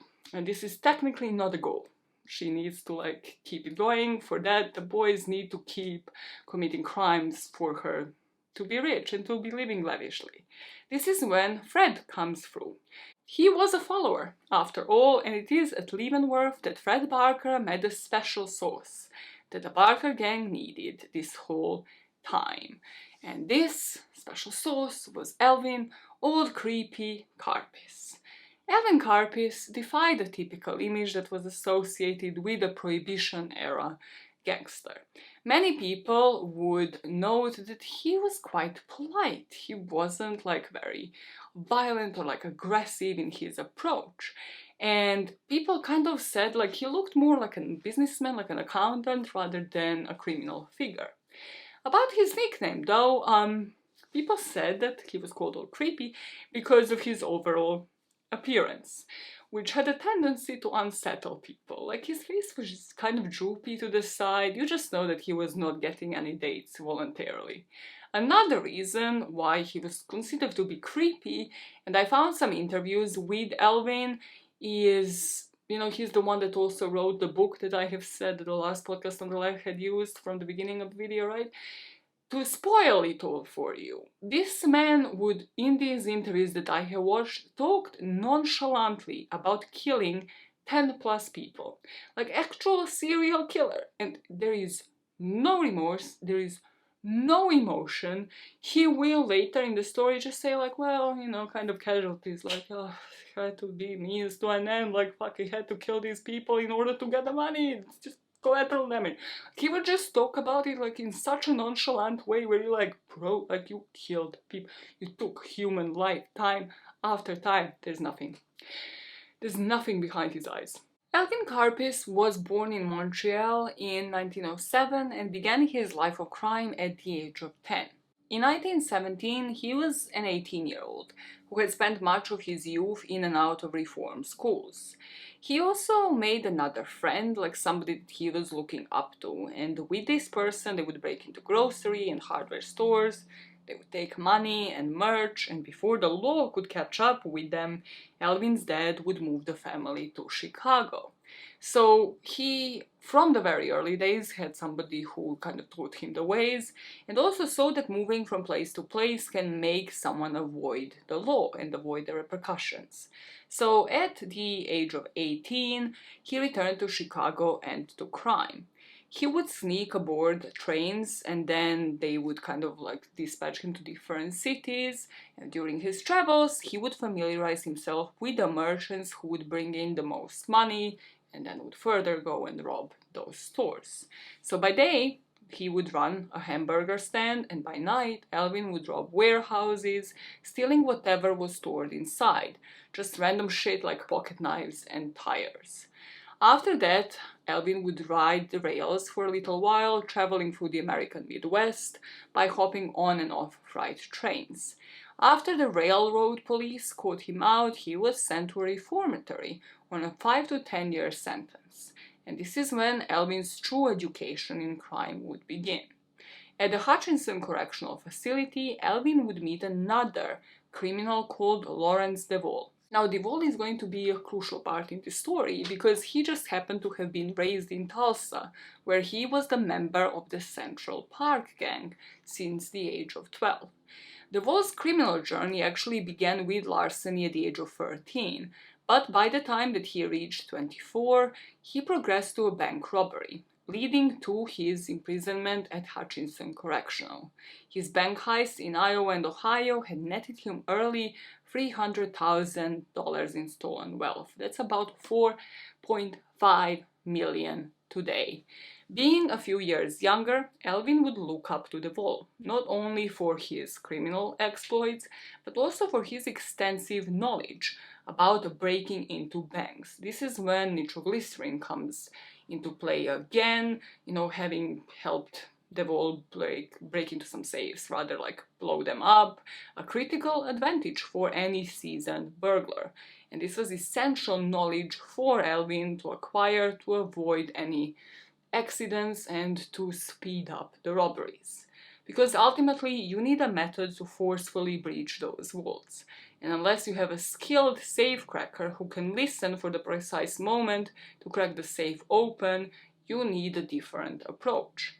By 1929, both Elvin and DeVol had served their time in prison and were prepared to regain their freedom. They, along the two fellow inmates, executed an escape and started a crime spree that spanned 3 states. When they were finally caught again, they were believed to have carried out approximately 40 robberies during that spree. In DeVol, Elvin will find another mentor. They would steal and they would gamble. Once they were caught, it was said like they have robbed 40 places and had kind of a loot of $5,000, but once they were caught, they only had about 500 out of all of that money on them. It was said that they lost the rest while gambling. Both Elvin Karpis and DeVol were sent to Kansas State Penitentiary in May of 1930. From how it seems, DeVol was the one who introduced Elvin to his old Central Park gang buddy, Fred Barker. It's in Leavenworth that Fred Barker met Elvin Karpis, and it was Karpis who finally saw these boys for what they were: disorganized as hell, wreaking havoc without any guidance. He did not spare nice words when speaking of the gang in his books. According to him, once he'd meet Ma, he would say that she couldn't even organize a breakfast, let alone run a gang. As pretty much the last man left alive to tell the story, Elvin would say that Ma spent more time doing jigsaw puzzles and banking dudes. This is Elvin talking of Ma. Now, everybody thought she was the brains of the Barker gang, the brains of the Carpus Barker gang, carried a machine gun. Tell me about it. Well, the matter of fact is no one ever heard of her until after she had been slaughtered by the FBI down in Florida down in 1935. And then they built her up over the years gradually as a monster. The truth of the matter was she's an old religious, one of those holy roller religious type from the Ozarks. She never read newspapers. The only thing she listened to on the radio was hillbilly program, and her greatest pastime was working jigsaw puzzles. And as far as knowing that we were criminals, yes, she knew we were criminals. But you were one of her boys, though, weren't you? Just the same as Doc and Freddy? Yeah, that's right. I can't not love her, but also in every single interview that I have seen of this man, he kind of makes it sound like, oh, these boys just lacked a father figure. Like, sir, you were a psychopath. You were a sociopath. You killed so many people with zero remorse. You are not a father figure. He was the secret sauce, however, for the Carpus Barker gang. He was the reason why this gang was successful, while the boys were there for the violence aspect. The last podcast on the left puts it nicely. Take away the Barkers from this equation, and Carpus doesn't have the guts or the grit to pull off such daring robberies and kidnappings. But take away Alvin Carpus, and the Barker boys just get caught over and over again. Once Fred and Alvin started to get to know each other, they also started working together on getting the hell out. Back then, the prisoners could actually work days off of their prison sentence by choosing to do work, as opposed to today, when they do like different difficult and dangerous jobs just to get money, well, barely any money really, to spend in prison. This is wild, but in Alvin's case, he worked a detail in a coal mine, and by doing this, he got 108 days taken off his sentence. So he was out of the prison in just 1 year. This guy, I have to give it to him, had the brains. He knew the way around things, which is what this gang desperately needed, because so far, as you have seen, they keep getting caught over and over again after any of the crimes that they're committing. At this point, however, I thought, how is this going to work with Ma? Like, because he's not one of her sons. Like, how is she going to welcome somebody who, as we are gonna see, will potentially lead the gang, somebody else who is a leader, right? Like, it can't be the matriarch, it's somebody different, the dynamics of like another man bossing her sons around. And my guess was that as long as it's not a woman, she's going to be okay. It kind of gets even more awkward than that. Yeah, this was, we have not spoken about all of the incestuous corners. We have not covered them all yet. Yeah, there's still like some lurking in the future. Upon his release, Alvin made his way straight to Ma's residence in Oklahoma, searching for Fred, who was already released. You know, no mobile phones, so he didn't know that Fred was visiting his dad in Joplin, right, in Missouri. It was said that the dad's location was kind of like when they wanted a break for crimes, when they wanted a summer home kind of vibe. That's when they would go to their dad's. So he acquainted himself with Ma and waited for his friend Fred to come back home so they can start committing crimes. Alvin's first impressions of the Barker home and Ma herself was not especially good. In his biography, he would later write that the Barker home was nothing more than a shack in a trash-strewn lot beside a set of railroad tracks. His first impression of Ma, after first seeing her balance herself on a box trying to fix a window screen, was that she was kind of primitive, like unnecessarily dirty, and that was kind of the whole energy of the house. He would get in, and it was kind of clear that the house didn't have like running water, electricity, plumbing. In the back of the house, like it was where apparently they had like shitter, so like it was just filled with flies. It was disgusting like amount of waste, but also there were like filthy rich items around, like the jewelry, the watches, stuff that the gang would acquire from those robberies. The clothing was fun, like the coats that the Ma was wearing, all of the valuables were there. It's just such a bizarre freaking thing. I don't know, it reminds me of like the version that I would like for myself. So like, if I'm already rich, like if somebody's already committing crimes, or like I have already acquired some wealth, let's just not say I plan to commit crimes, because I don't. Like, if I have to acquire some wealth, I want the running water, first of all, yeah, because like I want the shower pressure to finally be nailed. Do you know, like, the struggle of living in rental places where the shower is always shite, the shower pressure is always shite. But also, you want the place from the outside, right? Like, you want the broken windows here. No, because broken windows means like people will break into your place. You want the place to look like decent, but not too rich, because you don't want people to rob it. You want the place to be like a lot nicer on the inside than it's on the outside. Here, it's just flies and shit. And it's just like jewelry. Like, you can't. I don't want to have flies buzzing around just for me to have a rollie on a table, for me to have a Rolex but live with shit, the smell of shit and flies. It doesn't make sense. No tiene sentido, ningún sentido. Fred even said that Ma Barker preferred Elvin Karpis to her own sons once they were all reunited. To show this, we go into maybe my favorite sideline of the day, because the book mentions this event of Ma possibly faking a meltdown as Elvin got involved with Herman's widow, Carol. And we know that Ma hated this chick. So Ma was known to sometimes, quote-unquote, hit the panic button, Elvin would note in his autobiography. One of the boys, including Elvin now that he became part of the gang, would immediately have to go to like calm her down, see what's up, like, 'cause she was, yes, older than all of them, so it could have been like something like a heart attack, could have been anything like that. So on one such occasion, it had fallen onto Elvin to actually go and check up on Ma. And when he did, he realized that Ma seemed just to be jealous of Elvin now seeing Carol.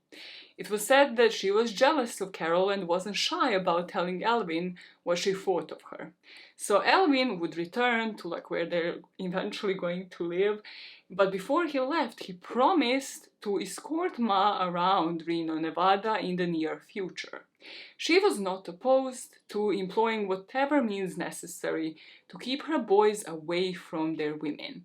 More often than not, Ma's boys put her first above all other females. If you're wondering a bit, like, why weren't any of Ma's friends or like one of her sons the first ones to run to help her, I am not 100% sure that there was nothing going on between Elvin and Ma, because technically Elvin was not one of her boys, right? So it wouldn't even be incestuous wives, it would just be like, hey, you're just a younger boy, kind of the age of my sons, you know, can't fuck my sons, I might as well fuck this gentleman. A paragraph above mentions that no one knows how he calmed Ma down in these situations. And then Elvin was also known for sleeping around, mostly with like sex workers at the time, and also, apart from that, for partying it up with Ma. Him and Ma would spend a considerable amount of time together at the popular clubs around town. They like to play Keno, like I had to look this up, is it Keno or Keno, like lottery kind of shit, and attend the shows at the various casinos.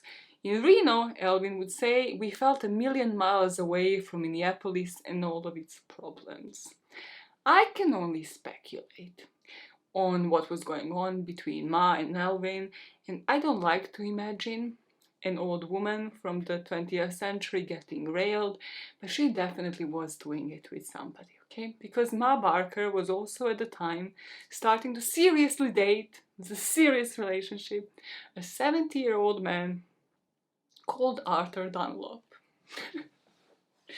It was said in the book that this man was around since Herman died, that he actually accompanied her to the cemetery.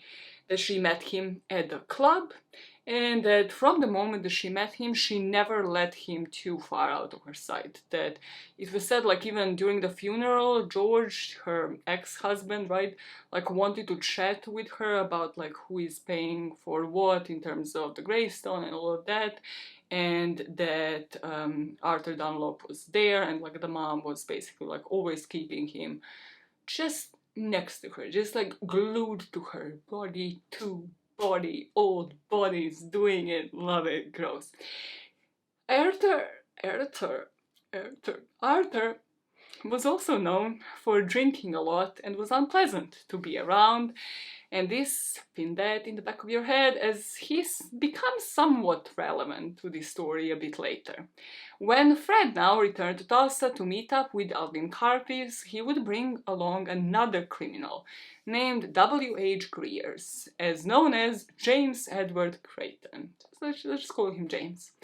These three men would move away from the Central Park gang and form a fresh gang with the intent of instilling terror in the minds of law enforcement officers and bank tellers throughout the Midwest. James was a good bank robber, but he also had a family, like I think he had a wife and a child, so he had all of the intentions of keeping a low profile. So since the gang needed a name, all of them settled on the moniker Barker Karpis Gang. And they would get on with robbing banks and just making the name for themselves. Alvin Karpis, despite having less prior criminal experience than Fred Barker at that point, would make up for it with his intelligence, bordering on paranoia.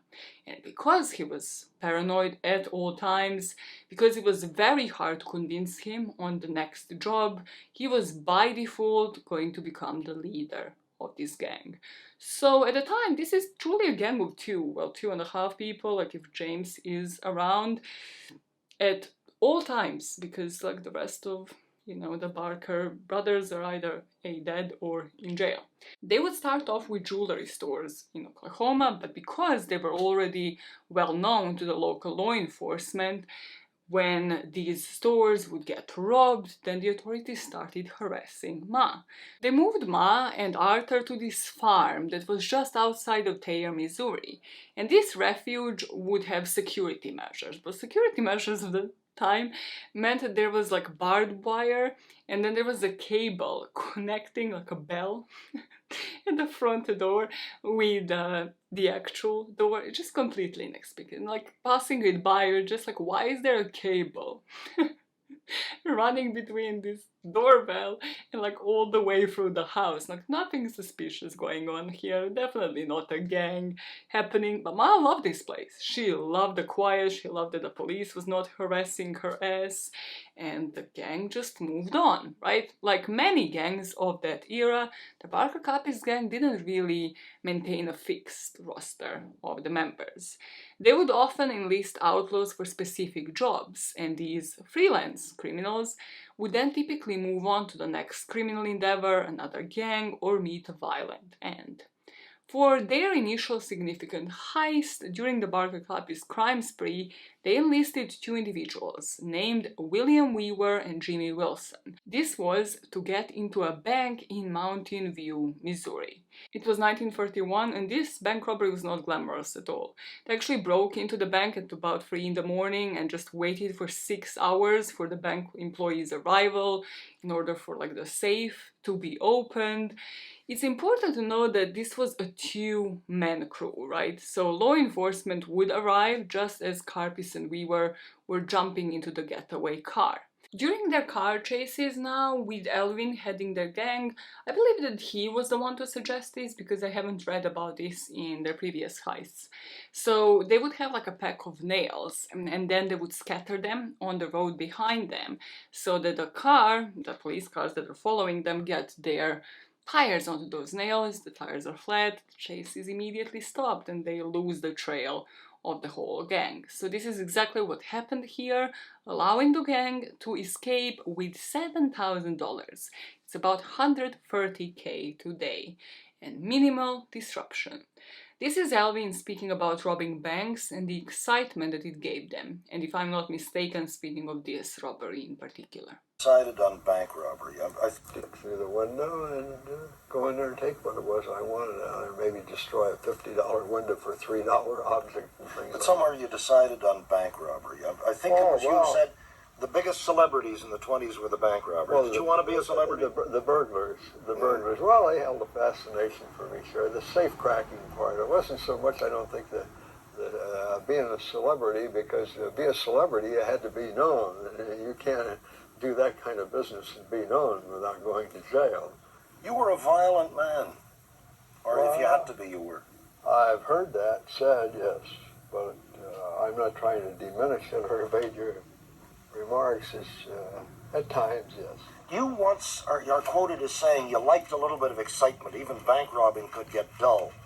Yes, but is there any possibility you went into that knowing it would be exciting? We knew it wasn't going to be dull there. December 1932, we robbed a bank in Minneapolis. And again, we knew the guy had hit the button, an alarm. Well, we already had a guy outside with a machine gun standing by a mailbox. This was a building like this, where, kind of a triangle building in the corner. Well, when the squad car rolled up there, by then another fellow went out and got a machine gun out of the car to help. And when this squad car came up there, it was about 18 below, 20 below zero, and you couldn't see how many cops were in the car or anything. So these guys just so automatically opened up. And we could hear the other squad cars coming with the sirens blowing and so forth. And so these two cops never got a chance to do any shooting. We didn't know there was 2 or 4 or 5 or what. And one of these fellows that ran out there to help, in his haste and eagerness, he hit a nice place on the street and he fell. And when he fell, he was pulling the trigger and he shot down one of our back tires. We had a big Lincoln sedan.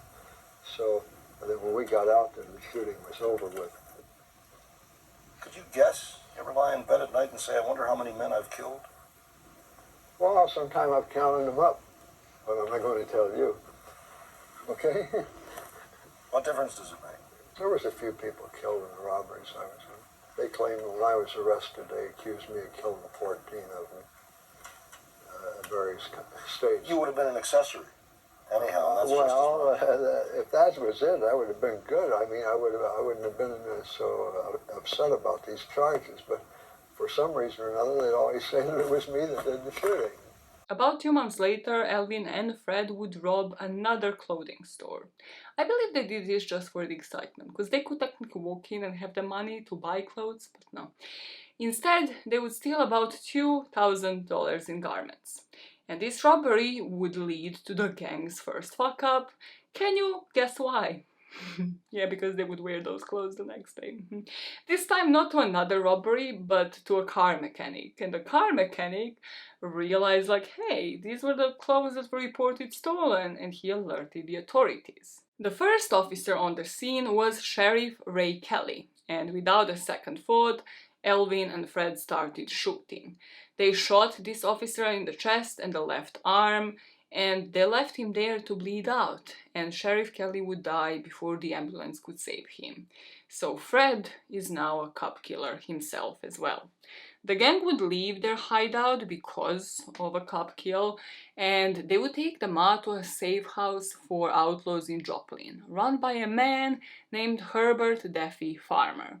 Daffy suggested that they go where all of the outlaws of Midwest would eventually go, a city that was so corrupt that criminals and city officials would openly collaborate.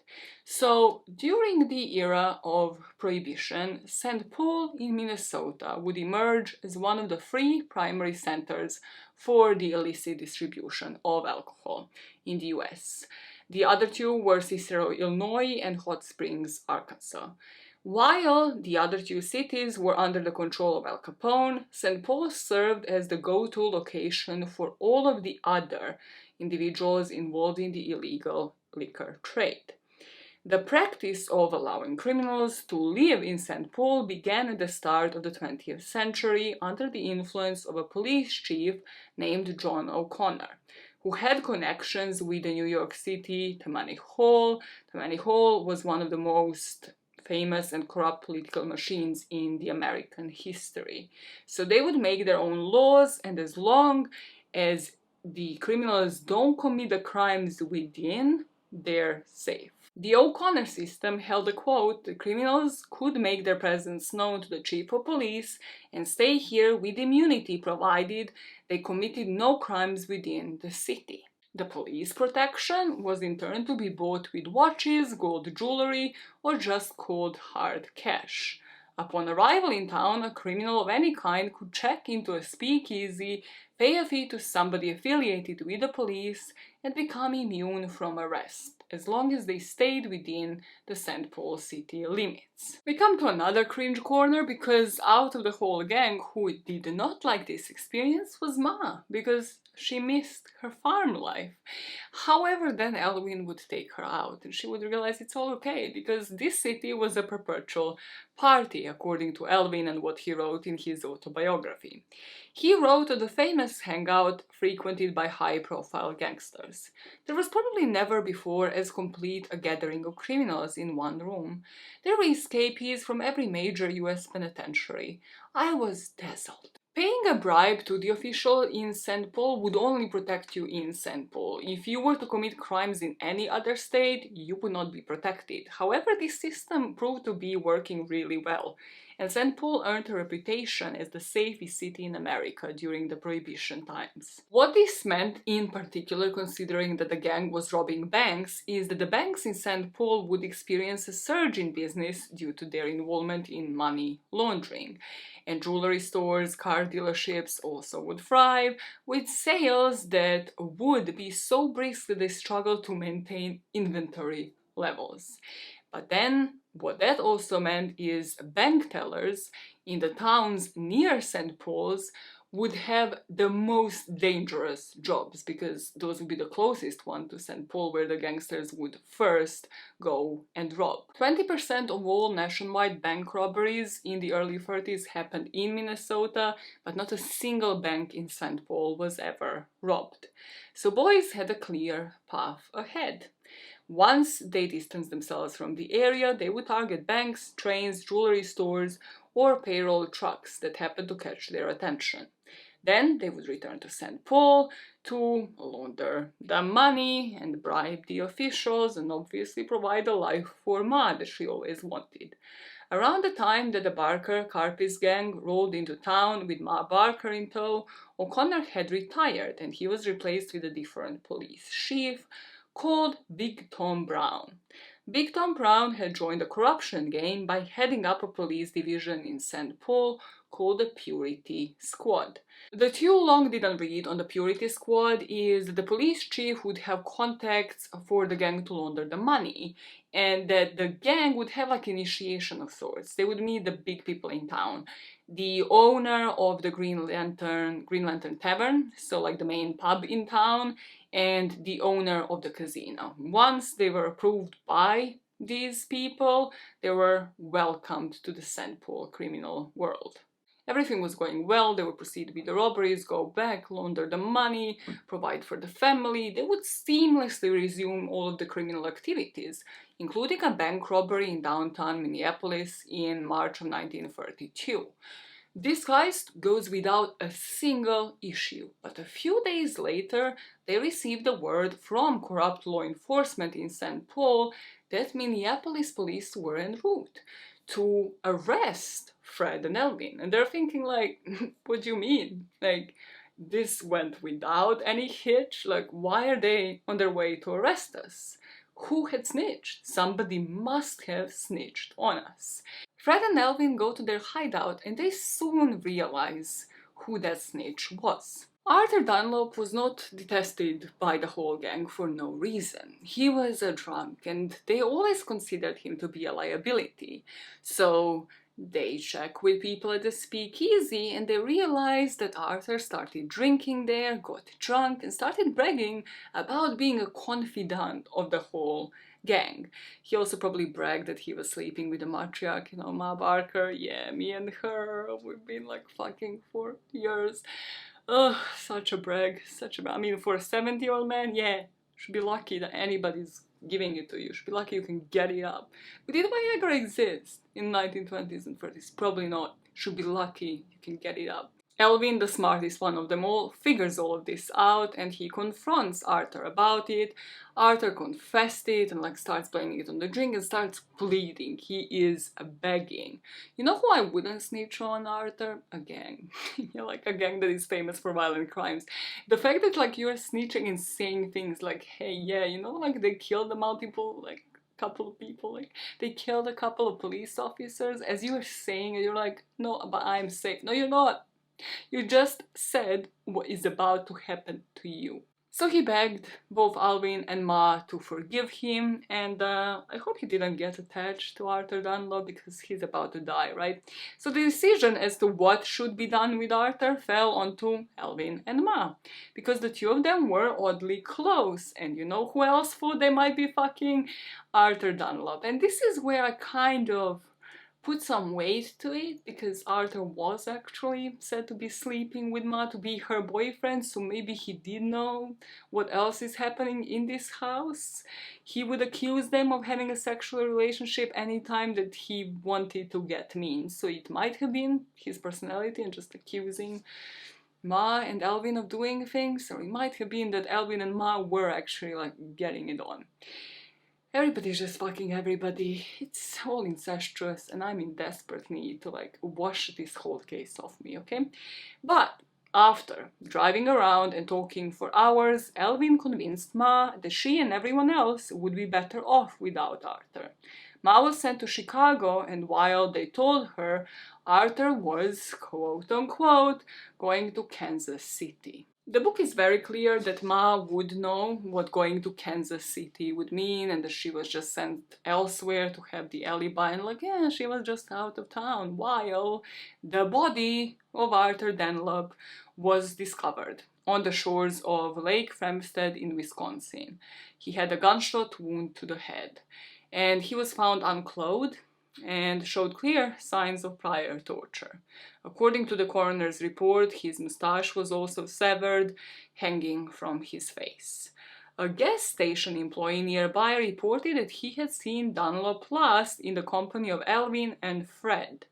But Karpis said that it was actually Jack Pfeiffer, so the owner of Holly Cokes, the casino in the area, who had taken care of Arthur as the form of retribution for some undisclosed unpleasant tasks that the Barkers had undertaken for him.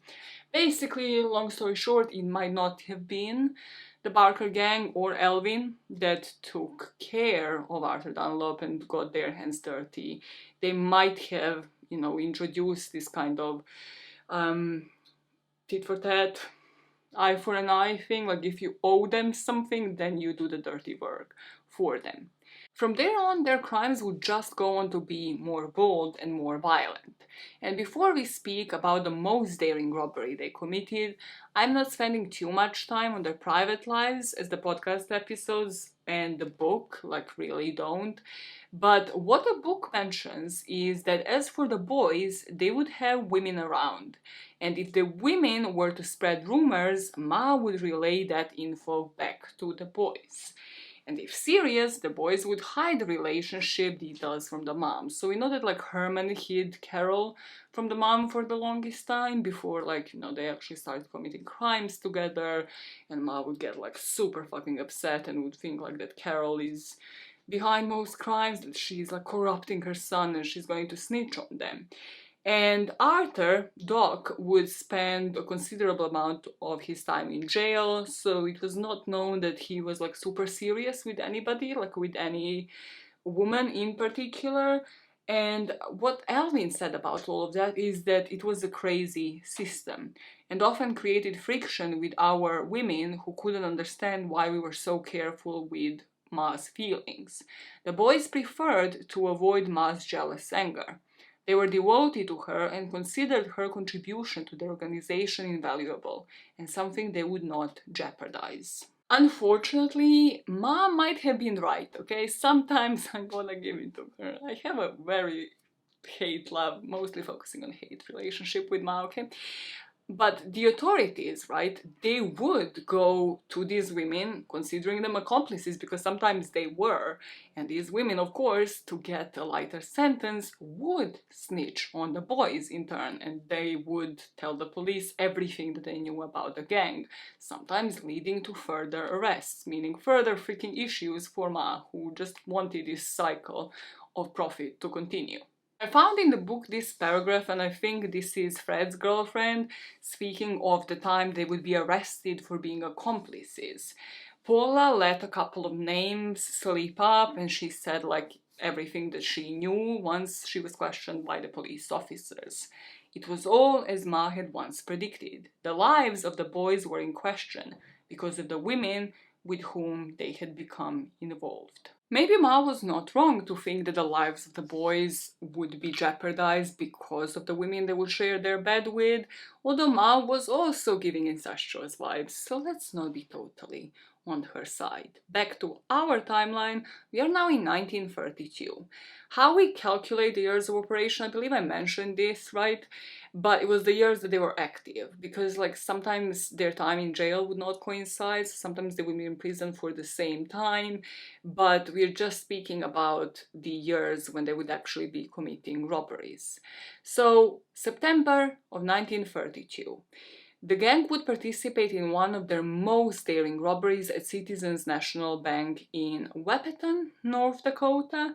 This bank robbery was hard for multiple reasons. In 1932, it was also about the time that bank robbing started getting hard. People starting thinking about fingerprints and about like how do we actually quote these people beyond them, you know, like having the cash directly on them, beyond the card chases, beyond these robbers robbing a clothing store and then having those clothes on them the next day. So this particular crew for this robbery consisted of Fred, Alvin's old buddy Lawrence DeVol, and then Harvey Bailey, so another famous burglar, and the last guy on the crew was Bernard Big Phil Courtney. Since they have now the criminal pool of St. Paul to choose from, they could go for a straightforward, everybody on the ground approach. And this is exactly what they have done at the Citizens National Bank. While one of the gunmen would stand guard here, the others would proceed to rifle through the drawers in the cashier's cage and loot the vault. As they're looting this bank, a cashier managed to hit the alarm, and the guard knocked him down senseless immediately and ran out of the bank, and all of them started running after him.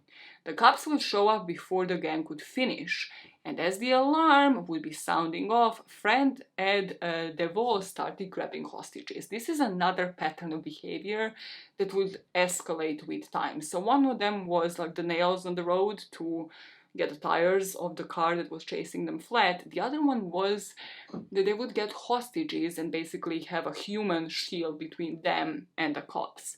So using the women as human shields, Fred Barker and DeVol would get out the double doors of the banks and open fire on the police officers outside with two Tommy guns that they had on them. They would deploy their whole nails on the road technique in order to lose the cars that are behind them, but they still have the hostages in the car here, and the hostages are getting hurt by the bullets from the police officers, so they totally did not give a fuck about these hostages. Once they lost the police car, they left the hostages by the road, and another pattern of behavior they would commit to is shooting these hostages up with morphine to deal with the pain, right? For them to deal with the wounds that they have taken on behalf of this gang while they're being driven by them.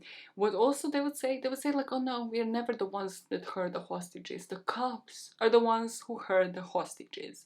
Here, because the cops shot through their gas tank, they had to switch cars. They found some farmer, they bribed him. Well, Elvin did. He saw like a wad of cash and like took it, and they're on their way again.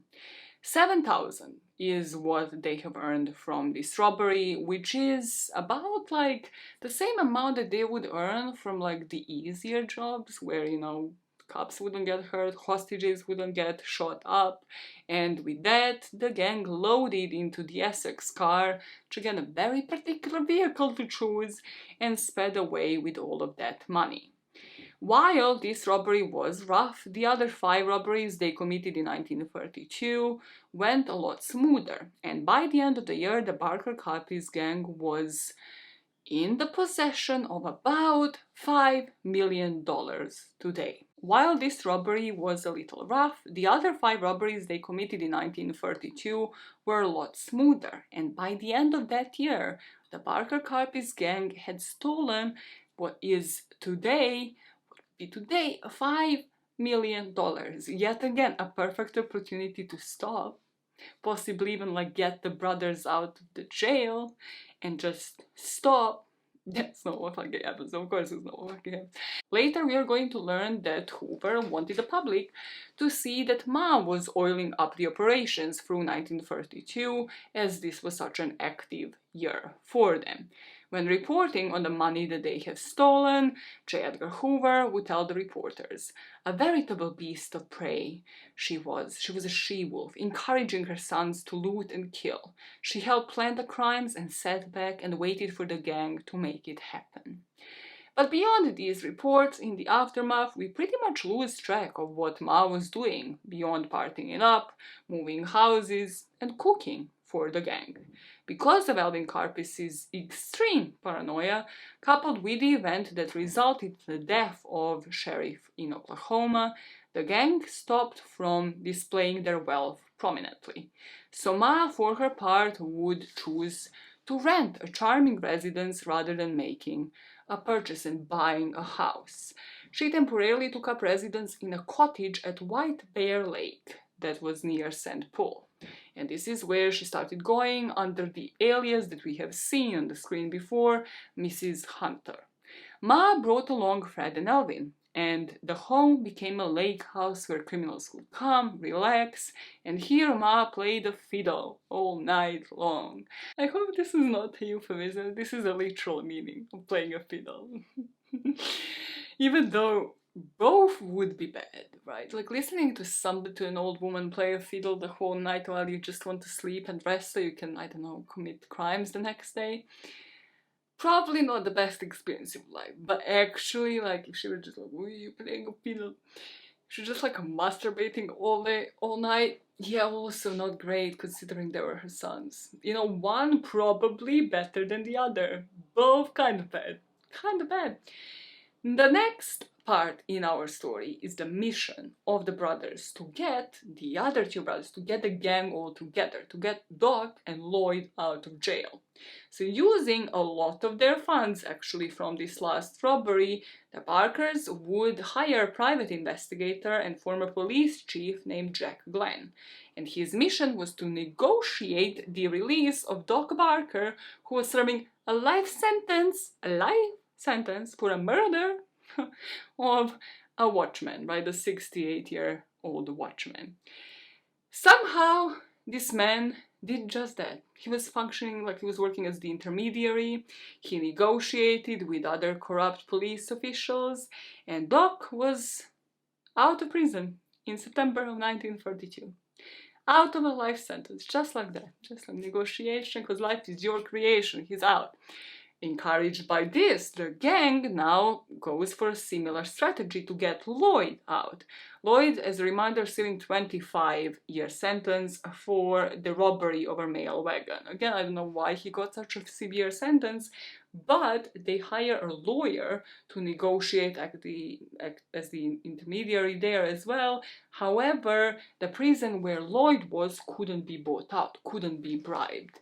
And because of that, Lloyd was not released here, and due to the gang not being happy about that, this lawyer got shot by them. So, yeah, the motivation to help the gang rather than not to help them out or like not to find corrupt cops was extraordinarily strong. You wanted to help this gang in order to just survive. We now had two of the brothers back together, Fred and Doug Barker, and then Elvin, of course, leading the gang. DeVol was still in the gang.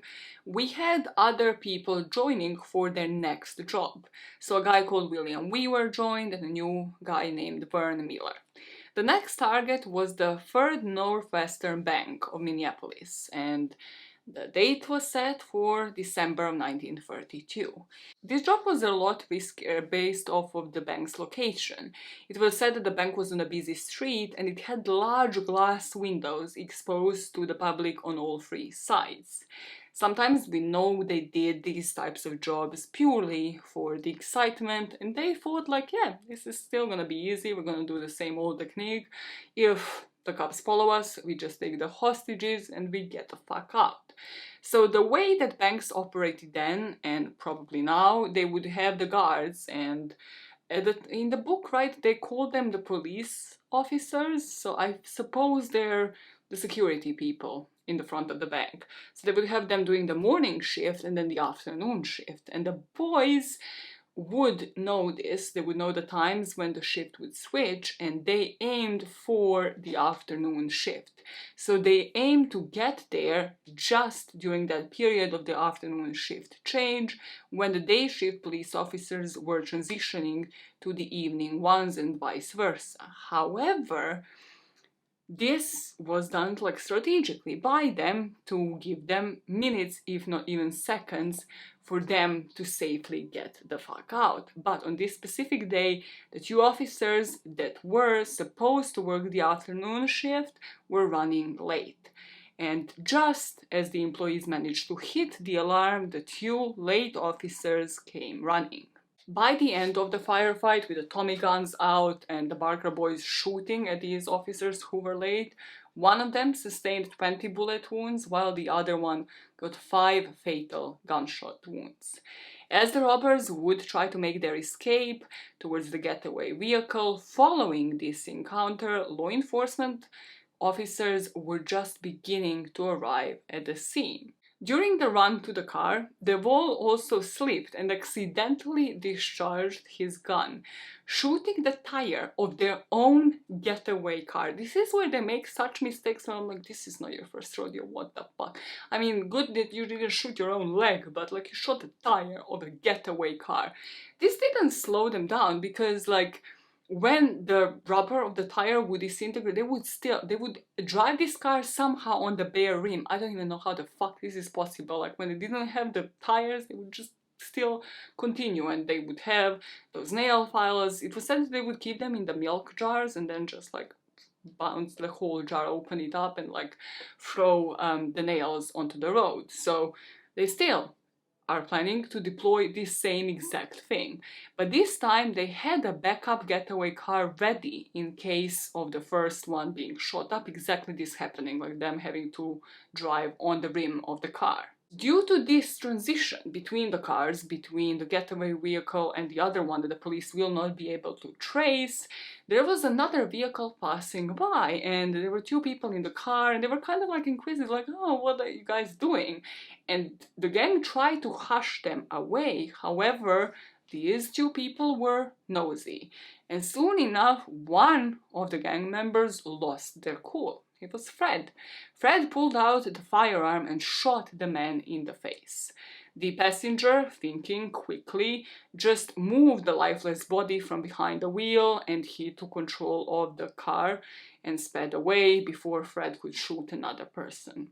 So there were 3 individuals, 2 of the cops that worked at the bank, and this just person who was just nosing about, thinking what they were doing, that lost their lives in what Elvin would regard as the only robbery that he genuinely regretted. He later wrote that the loot from this incident was, and I quote, small potatoes for the trouble, and the vehicles involved trouble. Trouble is what he is referring to when speaking of taking 3 human lives. Trouble. The gang here separated in order to avoid the heat, but DeVol would get arrested, and when he was arrested on the drunk disorderly, so a completely different charge, his house was searched. well, his flat rather. And this is where they found the money that connected him to the robbery. And also they found like a notebook, kind of a diary that had the names and addresses of other bank robbers. I have no idea why the fuck you would keep that in a notebook. But again, I guess like today they would just check like Google Maps and like where you last went, and you would put the address to find the location and to, I don't know where to drive. So I guess that was that version of that in 1930s. How flipping now, stop it, why is this, how there's a car on the bloody street? So after this, they arrested the Wolf for the robbery, and in turn this led for him to be charged for the murder of 2 police officers. So he pled guilty to second-degree murder in 1933 and he got a life sentence. But these were said by the boys in the podcast not to be his only murder charges. It was kind of speculated whether or not the gang even knew of everything that everybody did before, like from Elvin, who killed people before joining the gang, to the Vol as well. It was said that even before joining the Barker gang, that he had taken the lives of 8 other individuals, including 3 police officers. Like, these boys were psychopaths. We don't talk about it enough, how like there was just no mercy, no empathy whatsoever, whether or not they were raised by Ma Barker. To wrap up on the Wall, he was placed in an institution for the criminally insane. This is where he was until 1936.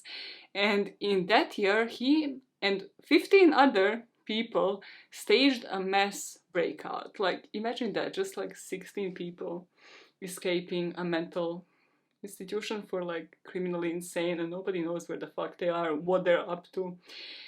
Well, he immediately robbed a bank and then fled to Oklahoma, which is where he was cornered by police in a bar. So that's why he was caught, because he couldn't stop committing crimes. After he asked the police officers to let him finish the beer, he pulled out a gun, killed another police officer right away, and then fled the tavern. Other cops ran after him and he was brought down by 9 police bullets. While DeVol was taking the blame for the job in Minneapolis, the rest of the Barker Karpis gang were enjoying their escape from the law enforcement in Reno, marked by a Christmas Day celebration. It was said that in these celebrations, sometimes like other gang members, like Babyface Nelson, it was said that during these celebrations, sometimes the other gang members, the other famous gangsters of the time, like Babyface Nelson, would join in. And they all kind of became friends because most of them would be based in St. Paul. Following the Christmas celebrations, Ma and Alvin traveled to California with Babyface Nelson. And this was for him to undergo the surgery, rather like throat surgery, at a hospital that was known for catering to gangsters on the run. If a gangster was to seek treatment at a hospital, they would provide care as long as there was obviously a donation to be given to them. It was also said that Ma kind of had an affair. Ma had an affair with everybody in every establishment they would go. Like, here she was apparently sleeping with the hospital director. So her and Elvin rejoined the rest of the gang in about 1933, and they would prepare for what would be the most audacious and the most dangerous bank robbery to date. By early February of 1933, the gang had become very wary of Reno and were eager to resume their criminal activities, which again, why they have enough money. This is why I'm like, you need to know when to stop gambling and you also need to know when to stop committing crimes. It's like, it can't be this much of an addiction. You could have gotten away with so much shit and been like still one of the richest motherfuckers in the area. They decided to move to Chicago and began meticulously planning their upcoming heist. The target this time was the First National Bank in Fairbury, Nebraska. And on one grey morning, the Barker Karpis gang would burst through the front door. Once more, with the Tommy guns, demanding all of the money in the vault. In this robbery, the crew were Fred and Doc Barker and Alvin Karpis as the lead gunmen, while there was another burglar called Frank Jolly Nash who served as their backup inside of the bank. So standing guard outside the entrance to the building was Volney Davis and Earl Christman, while Eddie Green, so like other gang members, right, stood at the back door to keep the officers from surprising them. There was another guy called Jess Doyle who waited outside across the street in a black Buick, ready to drive the whole crew far away just as soon as the job was to be completed. At First National Bank, there was a total of 16 employees, all of whom, along with the bank's customers, were instructed by these gang of criminals to lie on the floor with their faces against it until the robbers had left the premises. So Fred was the one who was just walking about with his gun and forcefully got the cashier to go towards the safe and to open it up. Well, rather he actually wanted the bank president to do that, but the bank president wasn't working that day or like hadn't arrived to work, so he got this guy to get to the safe. A gun was shoved into this cashier's ribs and he slowly started turning the dial to the safe. Fred was not happy with this, so he exclaimed, "I guess we will have to kill someone around here if there isn't more speed." Once the safe was open, Doc and the cashier started emptying it, while Fred and Elvin kept their guns trained on the customers and the bank employees lying on the floor. However, there was somebody just passing by this bank. He looked inside and he noticed that there was a bank robbery, so he screamed, "Robbers!"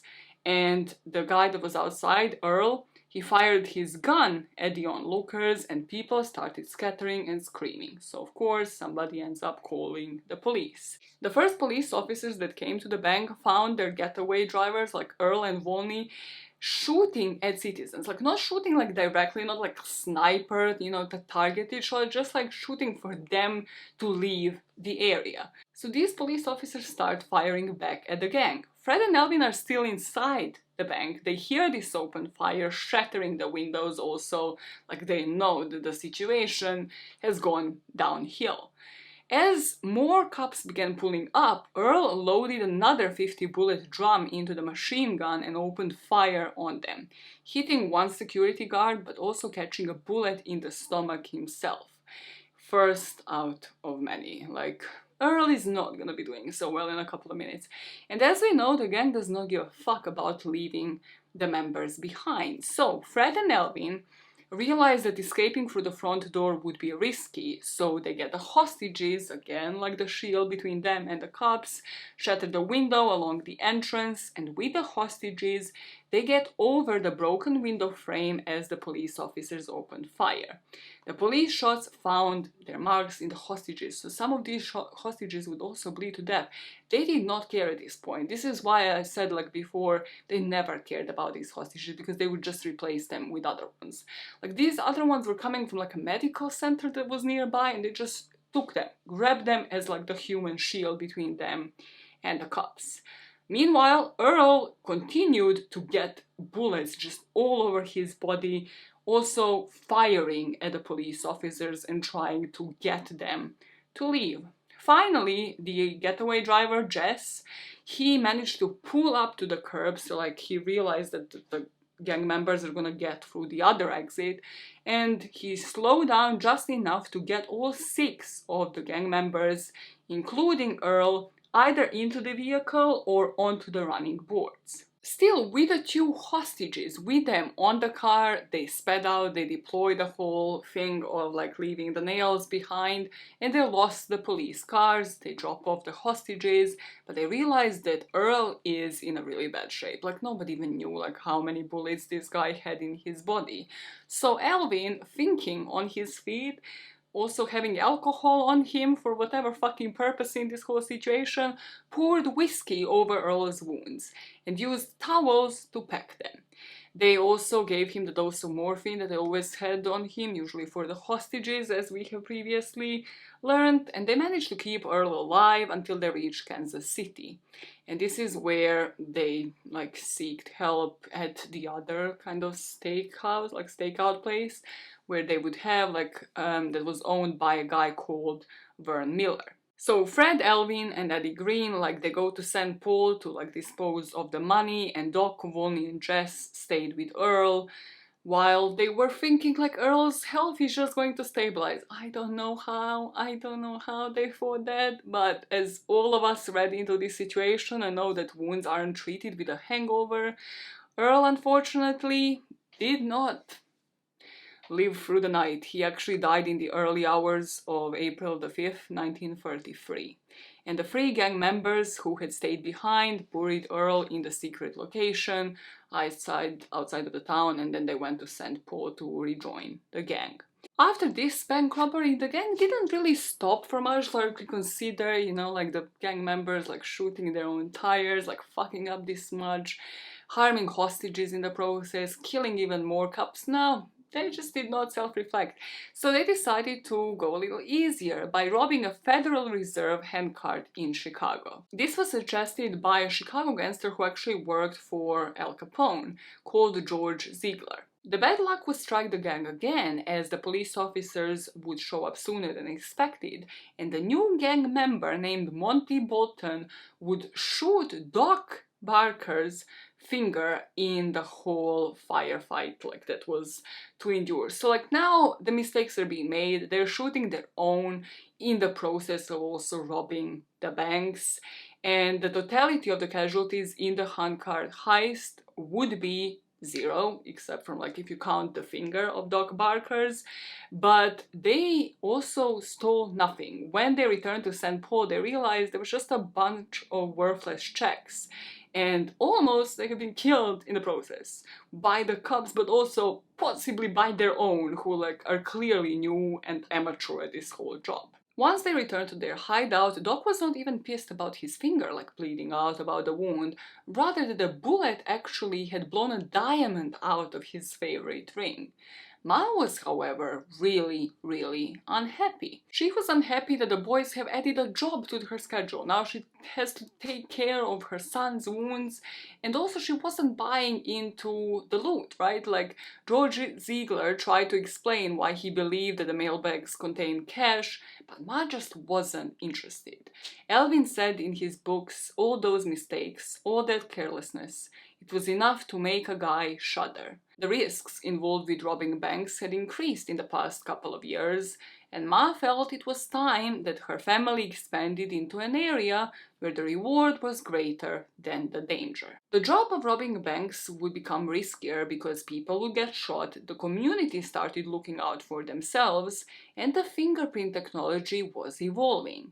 In the 1930s, criminal investigators actually in the US for the first time discovered the existence of latent fingerprints on the surfaces of fabrics, most notably on the insides of gloves that were discarded by the perpetrators. And as for the community, the boys in the last podcast to the left say that finally they had been, they stopped glorifying the gangs that were in the area and stopped following the true crime stories, because they realized they do not care for the hostages, but also they realized that the banks themselves were a center for a lot of these towns, and they understood something finally clicked of the community having to police it as well. This is why in the past couple of stories you would hear just the passers-by alerting the police to something going on inside of the banks. Another lot of people that was unhappy were the St. Paul officials. The bankers laundering their money and the officials in St. Paul getting kickbacks from the Barker Karpis gang were getting nervous about all of these dead and wounded cops. So we've got a situation where the gang is shooting their own, making amateur mistakes, shooting the tires of their own getaway vehicles. St. Paul authorities ain't happy, and the gang is not even making that much money to make themselves or the corrupt authorities happy. But the year was 1933, and the year before, in March of 1932, Charles Lindbergh Jr., the 20-month-old son of a famous pilot, Charles Lindbergh, and his wife, Anne Morrow Lindbergh, was kidnapped from their home in Hopewell of New Jersey.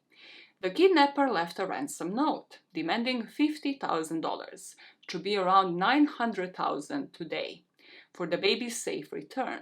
Despite the Lindberghs paying the ransom, the baby was found dead about 2 months later, in May of 1932, not far from their home, and the cause of death was determined to be blow to the head. 2 years later, a German man, Bruno Hauptmann, would be arrested and charged for the kidnapping. On top of that, the Lindbergh baby case had an impact on American law enforcement and led to changes in kidnapping laws, making it a federal offense. It also contributed to the development of forensic science techniques for investigating crimes. But at our point in the story, the kidnapping happened. The criminals got paid around $1 million for a few minutes of work, and no one was charged for it. The laws were yet to change. The gang will see the opportunity to move away from bank robberies, and the focus shifted to the Barker Karpis gang's most lucrative venture, kidnapping. And that is where we are going to pick up in part 2, where we are going to see how Ma let her sons get away with murder all over again. How her boys counted on her to see them through every violent act that they would commit, showing that even murderous gangsters need their mother. Just like how she read about in those true crime stories. I absolutely love the idea of somebody reading true crime stories and being like, oh my god, I see the connection between the criminal and the mother. And what is that connection? The mother taught them how to be feisty. Let me do the exact same, like, bro. No lessons taught. This woman just went through life and was like, I see crime and I'm about to commit crime. And like, encourage further crime. Yeah, what are your thoughts on Ma so far? Because I'm trying to like get her like side of the story, like get as much of Ma content when it comes to this gang in order for you to like have a very like unbiased account of events by the end of part 2 and can decide whether or not she was like a very hardened criminal or if she was not. As I mentioned, I believe that she was somewhere in between. That again, she did fuck all to like put these sons on the right path and like was actually very much encouraging crime. But also, like, do I think that she was like with the Tommy guns out there like shooting? I don't think so. I don't know. I think like she got other people to do the dirty work for her. Which doesn't make her a better person. I don't know. I think it's just about like what you think about gang leaders in general, or people who, I don't know, hire hitmen, like Al Capone, like people who hire others to do their dirty work for them. Like Ma didn't have to hire them, they were already her sons, right? So it's just the intricacy of that. Like, do you believe it makes somebody a better person? Are they equally as rotten? Are they even more rotten because of that? Or do you fully side with the FBI where you're like, no, she was fucking shooting guns with these motherfuckers. Like, she was out there with them in the field. Shoot, shoot, kill, kill, kill, kill. I have so much, like, don't look at my underboob sweat when I get up, okay? I'm gonna see you in 2 weeks' time, and do not make eye contact with my underboob sweat. Bras have not been worn for years because bras are the enemy of the girls. Bras are the enemy of women across the world. Unless they have like big boobs and then, I don't know, they have to go for like a reduction surgery or actually wear bras. I love where this conversation is going. Now let's get the good vibes flowing. Let's like let the good vibes flow.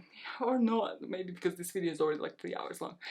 Do not make eye contact with my boobs. Okay, am I out? See you in 2 weeks. No, actually I'll put the next one in a week. Yeah, it's a part 2. I'll put it out in a week. I'm already pre-recording anything. My God, this is a mess. Everything is a mess. Oh, look at my underboob sweat. Bye.